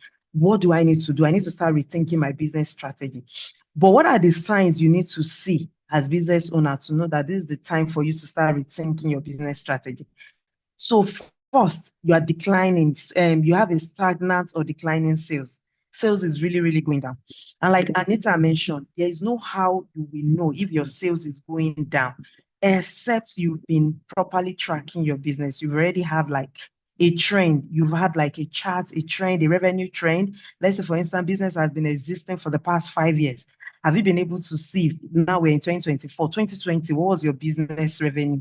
2022, what did you do? Now in 2024, you're charting it, you're seeing it from the way it is, so you can see that, oh, my business is really going down. Or you already have the right accounting practice in place, or you right financial metrics. So which means you're not just looking at revenue. Like I tell business owner, revenue is not like a strong indication that your business is doing well. Revenue is just a strong indication that you're marketing your products well and your product is well received by the recipient, because there are other factors. You have your cost of sales, you have your operating expenses, you have you have a lot of expenses that is associated to your business. So if you actually want to measure how your business is performing, then you are looking at your earning before interest, tax, depreciation and amortization. You are looking at that and see that, okay, so what have I actually earned before you now check depreciation, amortization? Fine. Because I do tell business owner, net profits may not be the best measure, because yeah, you have those assets. You've had them, it's generating revenue for you. You have maybe loans you're servicing. So that's why I say you check your EBITDA, you check your earning before interest, tax, depreciation, and amortization to see how your business is performing. So if you don't have the right bookkeeping, very hard for you to see all these performance check and to be able to know if your business is actually doing well. So you've already checked your business, you have like your stagnant or declining sales, you have increased competition, a lot of people are already in the industry which you're selling, so you're struggling to sell or you're struggling to market your products. Changing industry trends. The industry trend is really changing. A lot of things are changing. Like you can't say this is actually what you are chatting, or this is actually what is in the industry. And the customer feedback indicating dissatisfaction or a change in it. Like let's say the feedback you are getting from your customer. Like the customers are the king. They are the one that control and drive the forces behind the business. So they are saying, oh, your product I bought yesterday was not it. I don't even like it. Or maybe you're in the food industry, you change, let's say you change your chef or whoever is cooking. So definitely there will be change in what the customer are used to eating. So which means there should have been like a built-in strategy to test, to see, is anything changing? Is the products we are offering really changing, or we're still within the same mix or within the same product offering? Or let's say you are in retail business and like the customer experience is very bad, they order online and it's taking maybe like from your online website, it says that they will receive whatever you're offering, we get it back in 24, or when you order online, you get it back in 24 hours. And within 48 to 72 hours, they've not gotten it. So which means the customer are dissatisfied, and maybe next time they'll be like, oh, if you order from those people, it takes forever to deliver. And there is nobody communicating to them the delay in why they are not getting the products or why this is being delayed. So there are a lot of things that may be part of why the business is facing declining sales, or the business is facing declining profitability, or the business is not really doing well as they should do.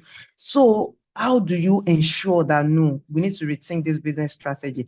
This business is not going as we plan. So what do we do? So when you notice all those indicators, it is time to consider pivoting your small business strategy for adaptation to secure your position in the market. Like I said, for instance, you're ranking yourself, oh, in this industry, maybe you're in the fashion business. If they count 1 to 10, they will mention you. But now you are really struggling. Even if they are talking to people, nobody even know you exist. So which means you are losing your position in the market. So how do you ensure that how do you ensure that this is time for you to pivot, and time for you to pivot or to review your business model, business strategy?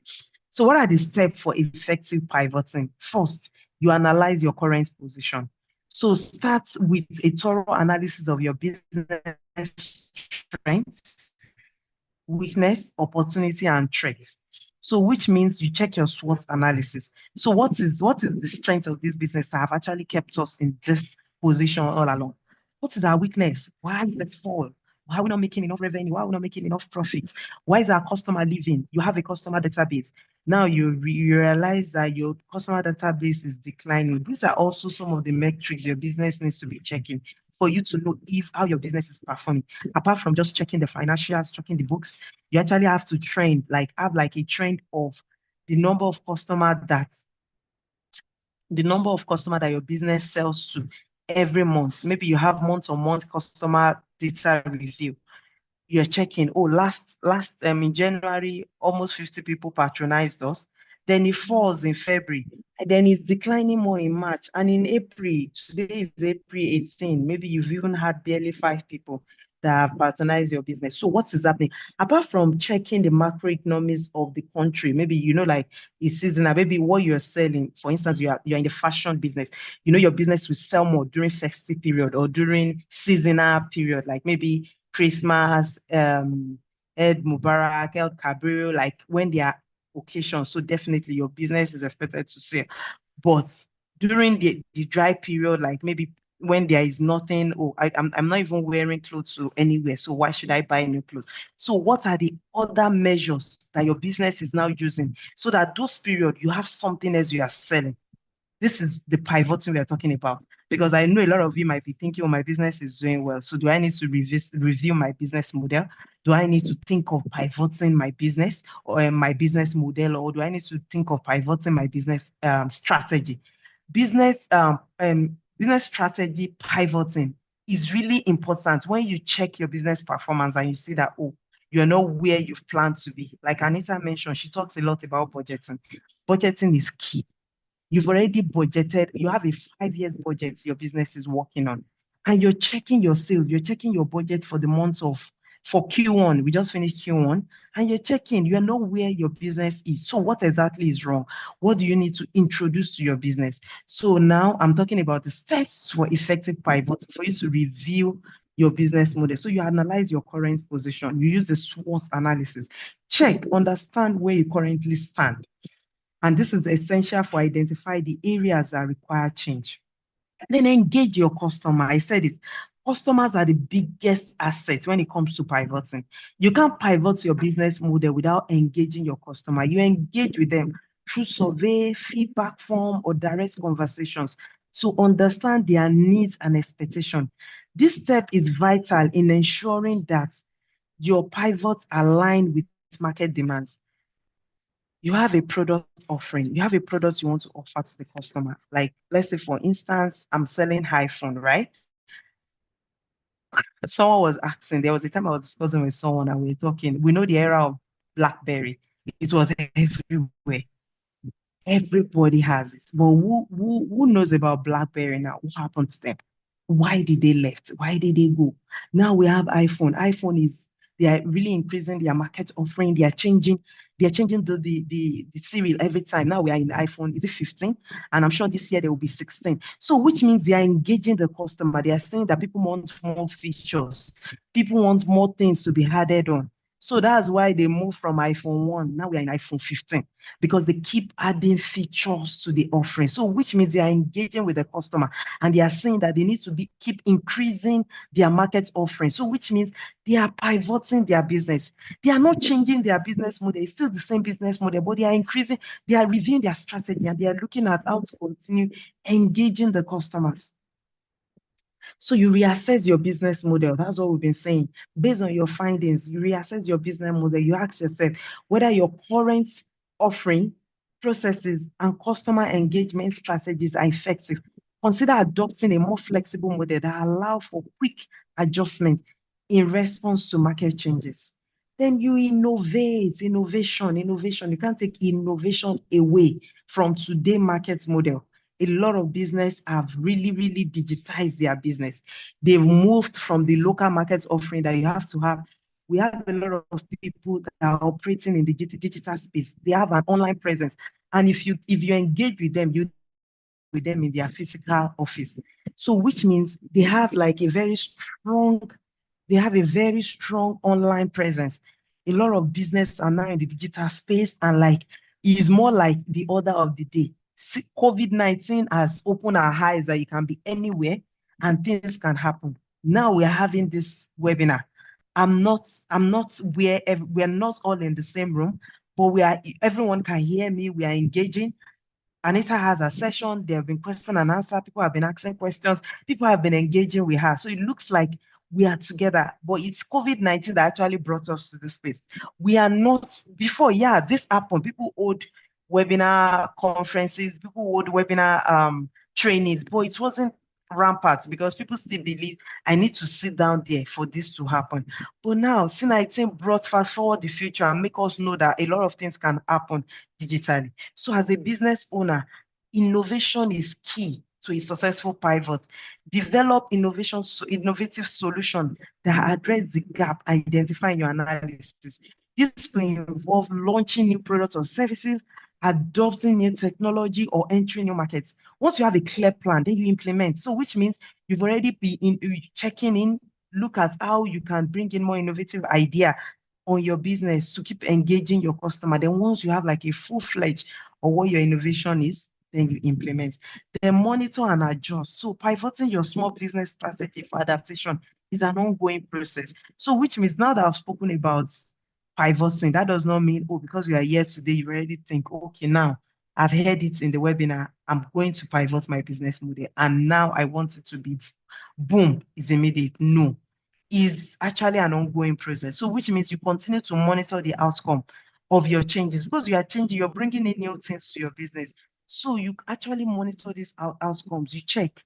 So you're ready to adjust your strategies as necessary. So flexibility and resilience are crucial traits that enable your business to adapt effectively. So which means as a business owner, you have to be open to flexibility. You have to be open to resilience. You have to be like, okay, so am I flexible enough? These changes I'm bringing, am I introducing it small, so that your audience can see that, oh, okay, this is the new offering you have. Oh, it's enough for us. We love it. It's suitable for your business model. It's suitable for us. It's what we actually need. And when you see the outcome, you should start like bringing it more, like expanding more, making it more like a bigger one. And you see that full-fledged you've taken over. So which means you monitor, you adjust, and you ensure that, oh, your business is actually ready and to take over like a full-fledged pivot. So now that I've explained about, so now that I've talking about the steps to effective pivoting, I'm going to just explain, like, just give us like two successful business cases that have successfully pivoted their business and how well they are doing. So the first is a local restaurant. So like we know, everybody know that local restaurants, like you have a restaurant close to you, what they do is it's mostly eat out. The pandemic, a lot of people, you can actually go, you can see it, you can eat, you can take food. But when the pandemic happened, so the restaurant, what does the restaurant? So the restaurant actually pivoted more to online delivery, to take out. So which means they don't have to close their business. When pandemic happened, they could have actually closed the business and the business is locked up. The business does not exist again because their customer had to come around and sit and eat. But rather, they digitize their business, to build a strong PR for the business, ensure that like everybody already know that, oh, now they are taking taking takeouts, they are doing delivery. So they launch like an ordering order system and create a delivery system that ensure that food gets to customer at their full step. So this pivot not only allow them to survive, but to reach new customer. Like after the COVID-19, I was speaking to a colleague. There is one yaoyo amala that we used to eat here in Abuja. And like a lot of people know them in where you have to go there, you have to go and eat. It's mostly eat out. They do delivery, but it wasn't really like as efficient as after the pandemic. So after the pandemic, it was everywhere. Even like they have a lot of call numbers that you can reach out to, you can call. Even their online ordering is very efficient. So which means they quickly pivoted to take over the digital space for their business. So a lot of people does not need to know that we have to come to the office, to their place to eat. Before now, if you go there, you won't even get you won't even get anywhere to park. The whole parking lot is filled up because people want to eat. But right now, I know, I have lunch break in the office. I can stay back and get my order, and within the time allocated on their website, I will get my delivery. So they've been able to put this together and like it's working for them. So which means they've put in a lot of strategy to build this. We even have people that are in the fashion business that are selling clothing like. So what they do is before now, they don't even know that, oh, people believe, oh, you have to walk into the store. You have to walk into the store to test the outfits or to feel the outfit for you to buy. But after the pandemic happened, a lot of them started getting models to model their clothing line so that people can now see the fit. I don't need to come to your store to come and shop or buy clothing. I can see the fit of somebody, or you model someone that is size 14 or size 12. I'm size 12. So which means I see how it looks and I see the fitting. And I can even see, I can zoom to see the color. I may not feel the texture, but all these are market offering that it allow you to target, reach new customer, get more people to get your products. So which means you are increasing, you are not just increasing your market dominance, but you are also increasing your sales and you are reaching new customer. So the digital space have shown us that there are a lot to be done. You can do a lot digitally as a business owner. So the earlier you start looking at how to pivot and engage your audience digitally and get engage more in the digital space, and the better for all of us.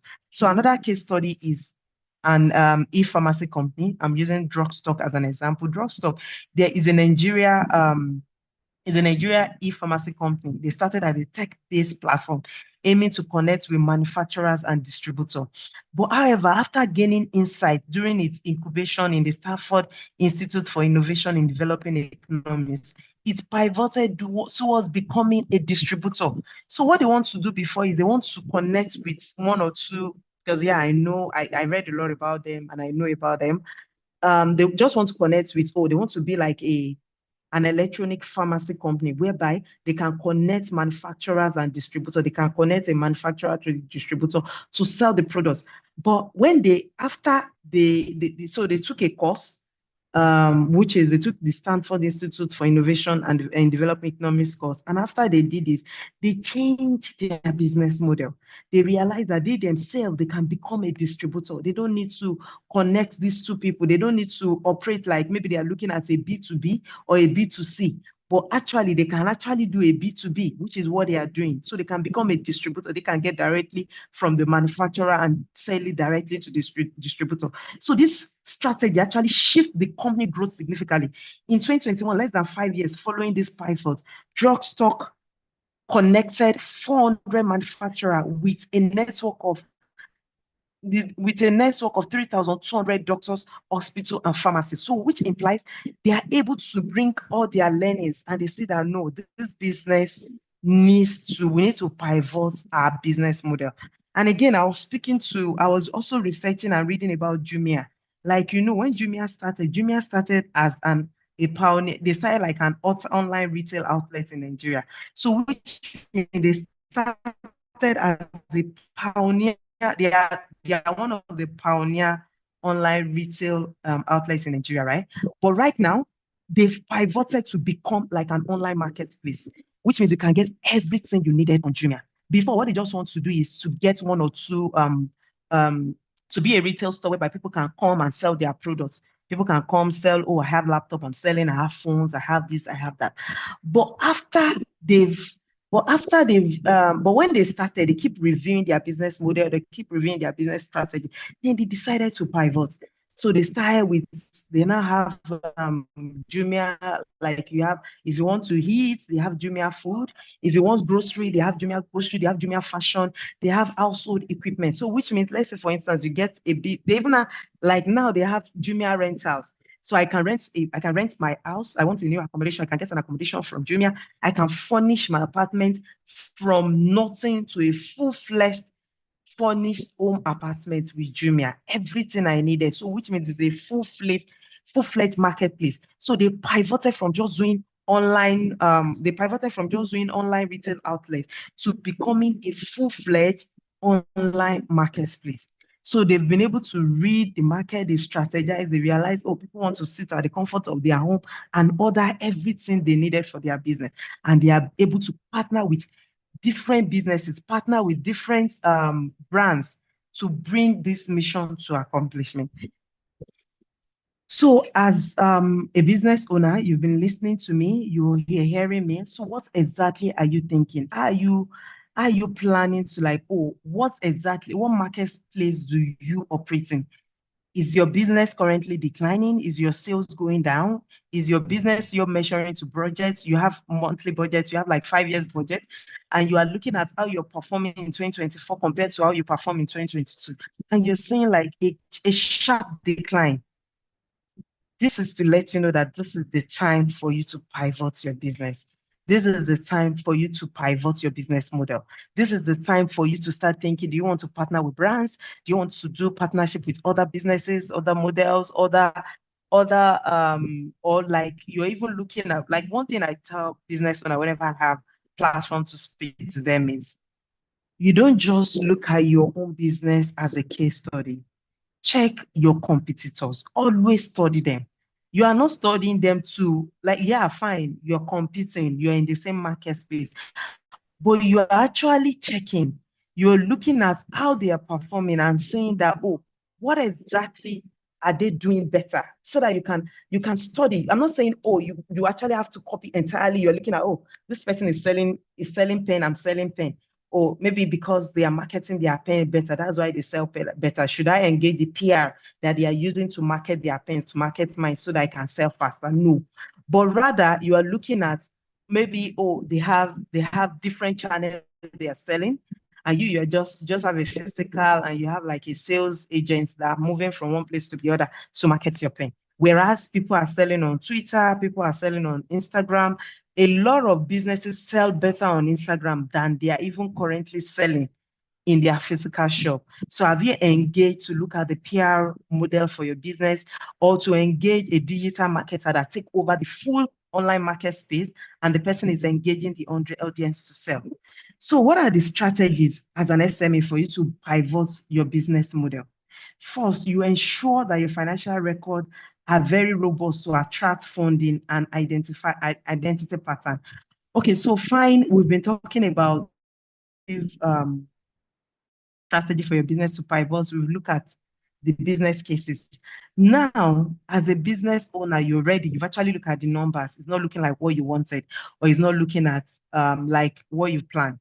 So what do you need to do? You need to engage. You need to you need to you need to strategy. You need to build strategy to you need to build strategy to pivot your business.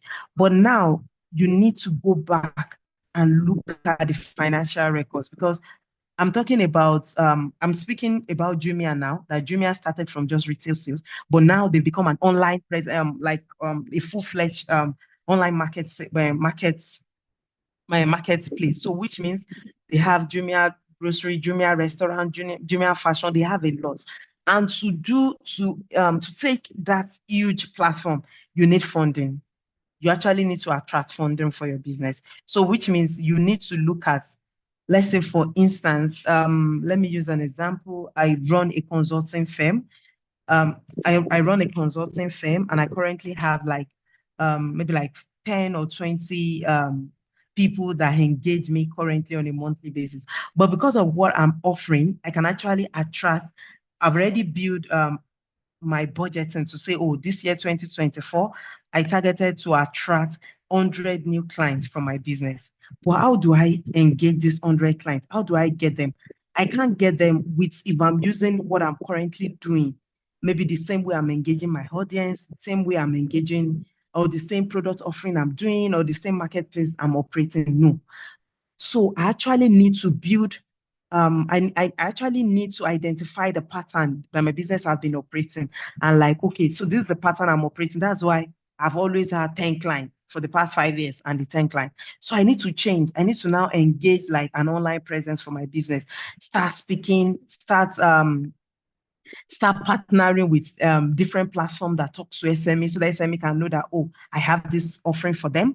Or let's say I start engaging, let's say I engage with Smidan to say, oh, we can work on this together to do a lot of things. So which means I've been able to understand the platform I'm operating, and I'm now saying that, no, I can't continue there to continue engaging my audience. Or let me bring it to, oh, you have a logistic company, or you're just coming into the logistic place. Currently, we have God is Good, we have ABC Transports, we have DHL, we have a lot of people that are a lot of people that have been tested and trusted in this place. People know them, and people will continue to like deal with them, that they are doing well and they've taken over this marketplace. But you are just coming, nobody know you. So how do you ensure that you pivoted this business in such a way that you're able to gain market dominance? So which means you have to first build a strong PR for your business and let people like build a strong PR, let people like create like a marketplace that people know you, not just the current people you are marketing, but let a lot of people know that your business exists and they can engage with your business. They can, a lot of people know that your business exists. They can engage with your business. They can rely on your business and have like a very solid customer testimonial platform. Let people know that, oh, as a customer, I've tested your business, I can trust you and I can rely on you. So with that, people read this, then people can now come that, oh, this is a reliable company I can work with, and this is a company that I can partner with. But again, you're now looking at engaging on a bigger platform. You're looking at providing more a bigger platform, providing more market offering. So you're looking to attract funds for your business. So how do you ensure that your business can attract funds? I know 2 or 3 people asked the question during after Anita's presentation, that how can they attract, oh, they have a servicing loan, how can they attract other loan? Which means you are looking to grow a bigger audience, or you're looking to serve a bigger audience, you're looking to grow your bigger market platform. So how do you ensure that you can attract funding for your business? Effective financial management is the foundation of resilience. SMEs should maintain accurate and up-to-date financial record, including income statement, balance sheet, cash flow statement. So ensure that all these financials are up to date. Regularly reviewing these documents provide insight into the financial health of your business and help you identify area of improvement. And I've spoken a lot about this. I'm not going to talk about it again. Anita has spoken a lot about this. I'm not going to talk about it again. But again, I've been speaking about the importance of financial management. So you can't emphasize this enough. This actually helps you to see where your business is and to decide how your business should be. Do you even need funding? Before you start talking about funding, you have to check the financial health of your business, and you have to say that, oh, I need funding because I need to pivot to this. I need to add this as add-on to my business. I need to bring in more strategy. I need to bring in more people. I need to engage more sales team because my business is not getting to reach enough audience because I don't have enough sales team. Oh, like for instance, we know how much bank engage. You know about a lot of bank now because you've seen 1 or 2 of their marketing staff coming to talk to you to open an account with them. They have enough salespeople. So which means their payroll is increasing because as bank is opening in new places, staff strength is increasing. This is increasing. So to attract funding, ensure that your business has good financial aids. Then diversify your revenue. Don't depend on one-way traffic. You can't say, oh, I have a business and this is what I'm doing and this is what I will continue to do. No, you will not grow. Your business cannot grow if you have one-way traffic. It's just one thing you're doing, and that's one thing everybody knows you to do. Like I spoke about Jumia. If Jumia has maintained their retail sales, making retail marketplace of just selling, partnering with brands and just selling retail, like me and you can shop and buy, then they will not grow. But right now, they're bringing a lot. They are now into Jumia food, like I said, Jumia delivery, Jumia groceries. Like they've partnered with a lot, they've diversified. So which means it's not just one market offering. Now you have a lot market offering. Like now, I was speaking to a salon business, a salon business I was working with, and what they do before is just you go there, you braid, you make hair. But right now, they saw that is not bringing enough revenue for the business to operate. So what do they? So they added spices, they added cure, they added makeup, they added a lot of other things. So they had diversified their business offering. So everything is still in the same bucket list, but you can bring in other things. Like I was saying, when you're checking and you're reading, you are engaging your competitors. For some of them, they have different market offering they are doing. So you have a business model, you are into the agri business, which is food business. What other things can you bring onto your business? What other add-on can you bring on to ensure that your market offering is still serving like a larger audience? You're now getting more people to sell to and you're growing your revenue. So over-reliance on a single product, service, or clients can expose your SME to significant risks during economic downturn. We spoke about the pandemic, COVID-19. It came, it shut down a lot of business. But if you've been diversifying, you realize that you can now shift to maybe doing a lot of online sales or online offering during the pandemic. So which means you are not just relying on what your business on the single product offering you're doing. Diversifying revenue streams, spread risk, and provide a buffer against market fluctuation. Then you must explore new markets, develop complementary products or services, and cultivate a diverse customer base to diversify your revenue stream. Like I was saying, a salon is engaging just making braids. But you know that people come to, let's say, for instance, I have a place I'm going to, I have an event, I need makeup. So makeup is actually like a complementary product to make my hair because I'm going for something. So which means as as a business that operates in the in the fashion in a salon business, you can add that on. Okay, let's see the era of now. You see a lot of studios for studio photography. They have a makeup artist standby. Before, if you're going to studio to take photography, just know you do your makeup and you do your face and you're okay.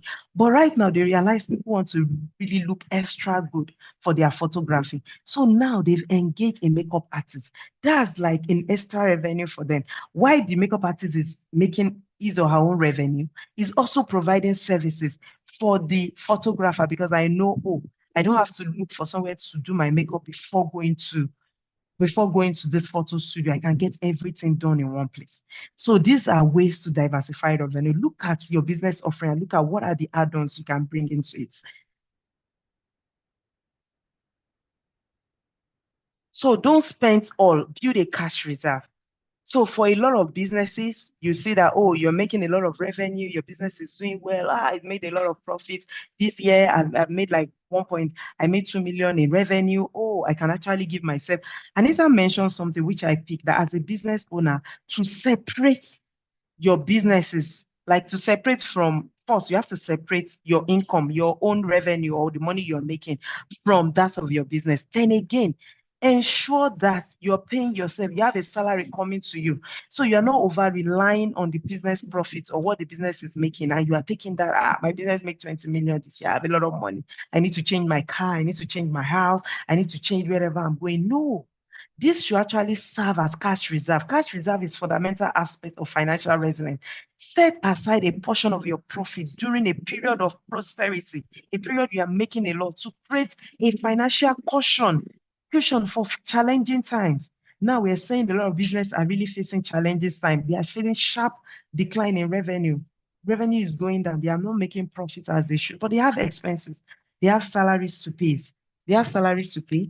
They have a lot of people, they have salaries to pay. They have a lot of business expenses that they need to keep up with. But if they've not had enough cash reserve, how can they continue? How can they continue to still build their business profile and they are still serving, how can they continue to still provide their market offering and to keep their customer, to provide their services? So the reserve can be a lifelong during economic downturn, enabling your business to cover operation costs, invest in strategic opportunity, and weather the storm with minimal disruption. Eliminate unreasonable operational expenses and be very efficient. I spoke about EBITDA the other time, any before interest, tax, depreciation, and amortization. How are you providing, how are you checking, are you ensuring that your business have enough cost control measures? Is your business cost control measure strong enough to ensure that your operational costs are very, very reasonable and they are efficient to the business? Efficient operations are critical for SME aiming to build financial resilience. Regularly assessing and optimizing your business processes to eliminate inefficiency and reduce operational costs. Embrace technology and automation to streamline workflow, enhance productivity, and free up resources for strategic initiative. Like when COVID-19, when the pandemic happened, a lot of people realized they can work from home. So they started bringing in this hybrid opportunity to workplace, people in consulting or people that maybe their products can be digitized. So this hybrid workplace actually help them to reduce their operation costs. So because you know that these staffs are not in the offices, you save more on electricity costs, you save more on day-to-day operation costs that keep staff internet or anything that keeps staff working in the office. So which means you are saving yourself. You are saving yourself on operation costs. So ensure that the operation costs you're building for your business is sufficient. Let's say, for instance, you have 6 marketing team on your business, whereas you can just have 1 marketing team and 1 person, 1 digital marketer, because a lot of your products can be digitized. So why do you have 6 headcounts for a business that you just need to? So are you checking your operational expenses to ensure that it's suitable for your business and is efficient for the business to continue to operate as a going concern? So ensure that your financial records are so efficient operations are critical for SMEs aiming to be financial resilience. Regularly assess and optimize your business processes to eliminate inefficiency and reduce operational costs. Embrace technology and automation to streamline workflow and enhance productivity and free up resources for strategic initiatives. Also, ensure your financial records are very robust to attract funding and identify pattern. I think, yeah, so we've spoken about this first. Also, automations, financial automation is very important. So have you automated your financial record? Are you using a latest technology to run your e-commerce business? No matter where you stand, it is crucial to check if technology fits today's business needs. Embracing technological advancements and fostering a culture of innovation can position your SMEs for long-term success. Technology can enhance operational efficiency, improve customer experience, and open new avenues for growth. So in conclusion, pivoting your small business strategy for adaptation requires courage, creativity, and a willingness to take risk.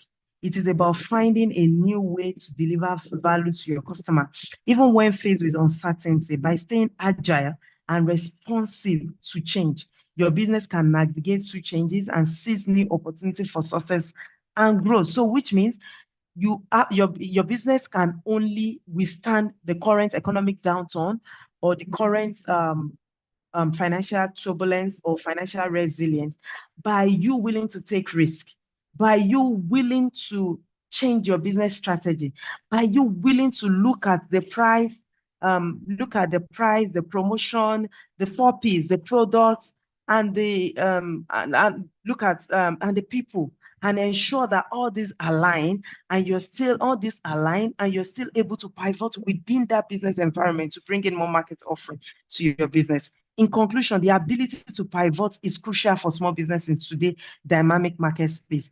By following the strategy outlined above, I've spoken about a lot of things, and staying commitment to innovation and adaptability, small business owner can ensure long-term sustainability and even discover new avenues for expansion. Remember, in today's world of business, change is the only thing that is constant, and adaptation is your most powerful tool. So which means as a business, in the world of today, you can't keep doing what you're doing and expect your business revenue to grow, or your business to make more money, or your business to make more sales. No. So you have to change. You have to look at what are the new things I can offer. What are the new things, like by engaging your customer, you are engaging your customer, you already know that, they don't like, there is one particular product that does not suit the way you are marketing or what they need. So which means you need to think of other features. Like I use iPhone as example. We wouldn't get to iPhone 15 if iPhone has not been engaging their customer and saying that, change is important. We need to keep adding more features, keep on bringing in more hands-on, bring on more features, because customer needs, as technology is changing, as the world is growing, as a lot of things are changing, people need to see that even what they are using, the tools they are using is changing to suit the today world of business, or to suit what the customer needs, or what is suitable for the customer now. And adaptation is your most powerful tool. Thank you. Wow, wow, wow. Thank you so much, Omowunmi, for that very wonderful session. Thank you so much also to our participants that have stayed this long. We're so sorry that we took exceeded the time allocated, but we also appreciate you for staying this long. So we can please show appreciation to our facilitators in the chat box. And show us appreciation to our facilitators in the chat box. Thank you so much, Omowunmi, and thank you so much, Anita, once again for such an insightful session. And we look forward to having you next time once we call on you to come and share from your wealth of knowledge with our participants. I'm very sure people, a lot of people have learned a lot from this particular session. And some of the things that you mentioned, like I said earlier, were some of the things that have also been touched on earlier this week and some of our sessions. And this just goes to show the importance of some of the sessions that we hold for our business owners. And this is to help upskill your businesses and help your businesses grow. At LSTF, this is one of our targets, which is to ensure that your businesses move from point A to point B. We're not just after, we don't just provide you with the financial side, we also provide you with capacity building through these different trainings that we organize, like such as today. And we look forward to having you at our sessions tomorrow. We are having another session tomorrow. We're having another session tomorrow on the, we're having another session next week. Yes, on the 23rd of April. This is going to be a legal session. Now, this session is going to be holding on the 23rd. Is a legal clinic, and it has to do with contract law essentials. So if you want to know more about the contract laws, and also you can also come to this session preparing your different questions that you have on that day. You have opportunities to ask your questions. So thank you so much once again for joining our sessions. You can follow us on all our social media platforms. We're on Instagram, we are on Twitter, we are on Facebook, we're on LinkedIn. You can follow us on TikTok also. We are on all these social media platforms. If you want to know more about LSETF, you can go to our website, www.lsetf.ng. So if you want to apply for our loan or our loan facilities also, we also have our website, that is loans.lsetf.ng. So we have various opportunities that you can harness from the employability where we provide trainings, and all, just like my colleague has said earlier when she was introducing our facilitators earlier, just before the session started. So we look forward to seeing you at our next session next week, and on the 23rd of April. And we do hope you have a wonderful day. Thank you so much.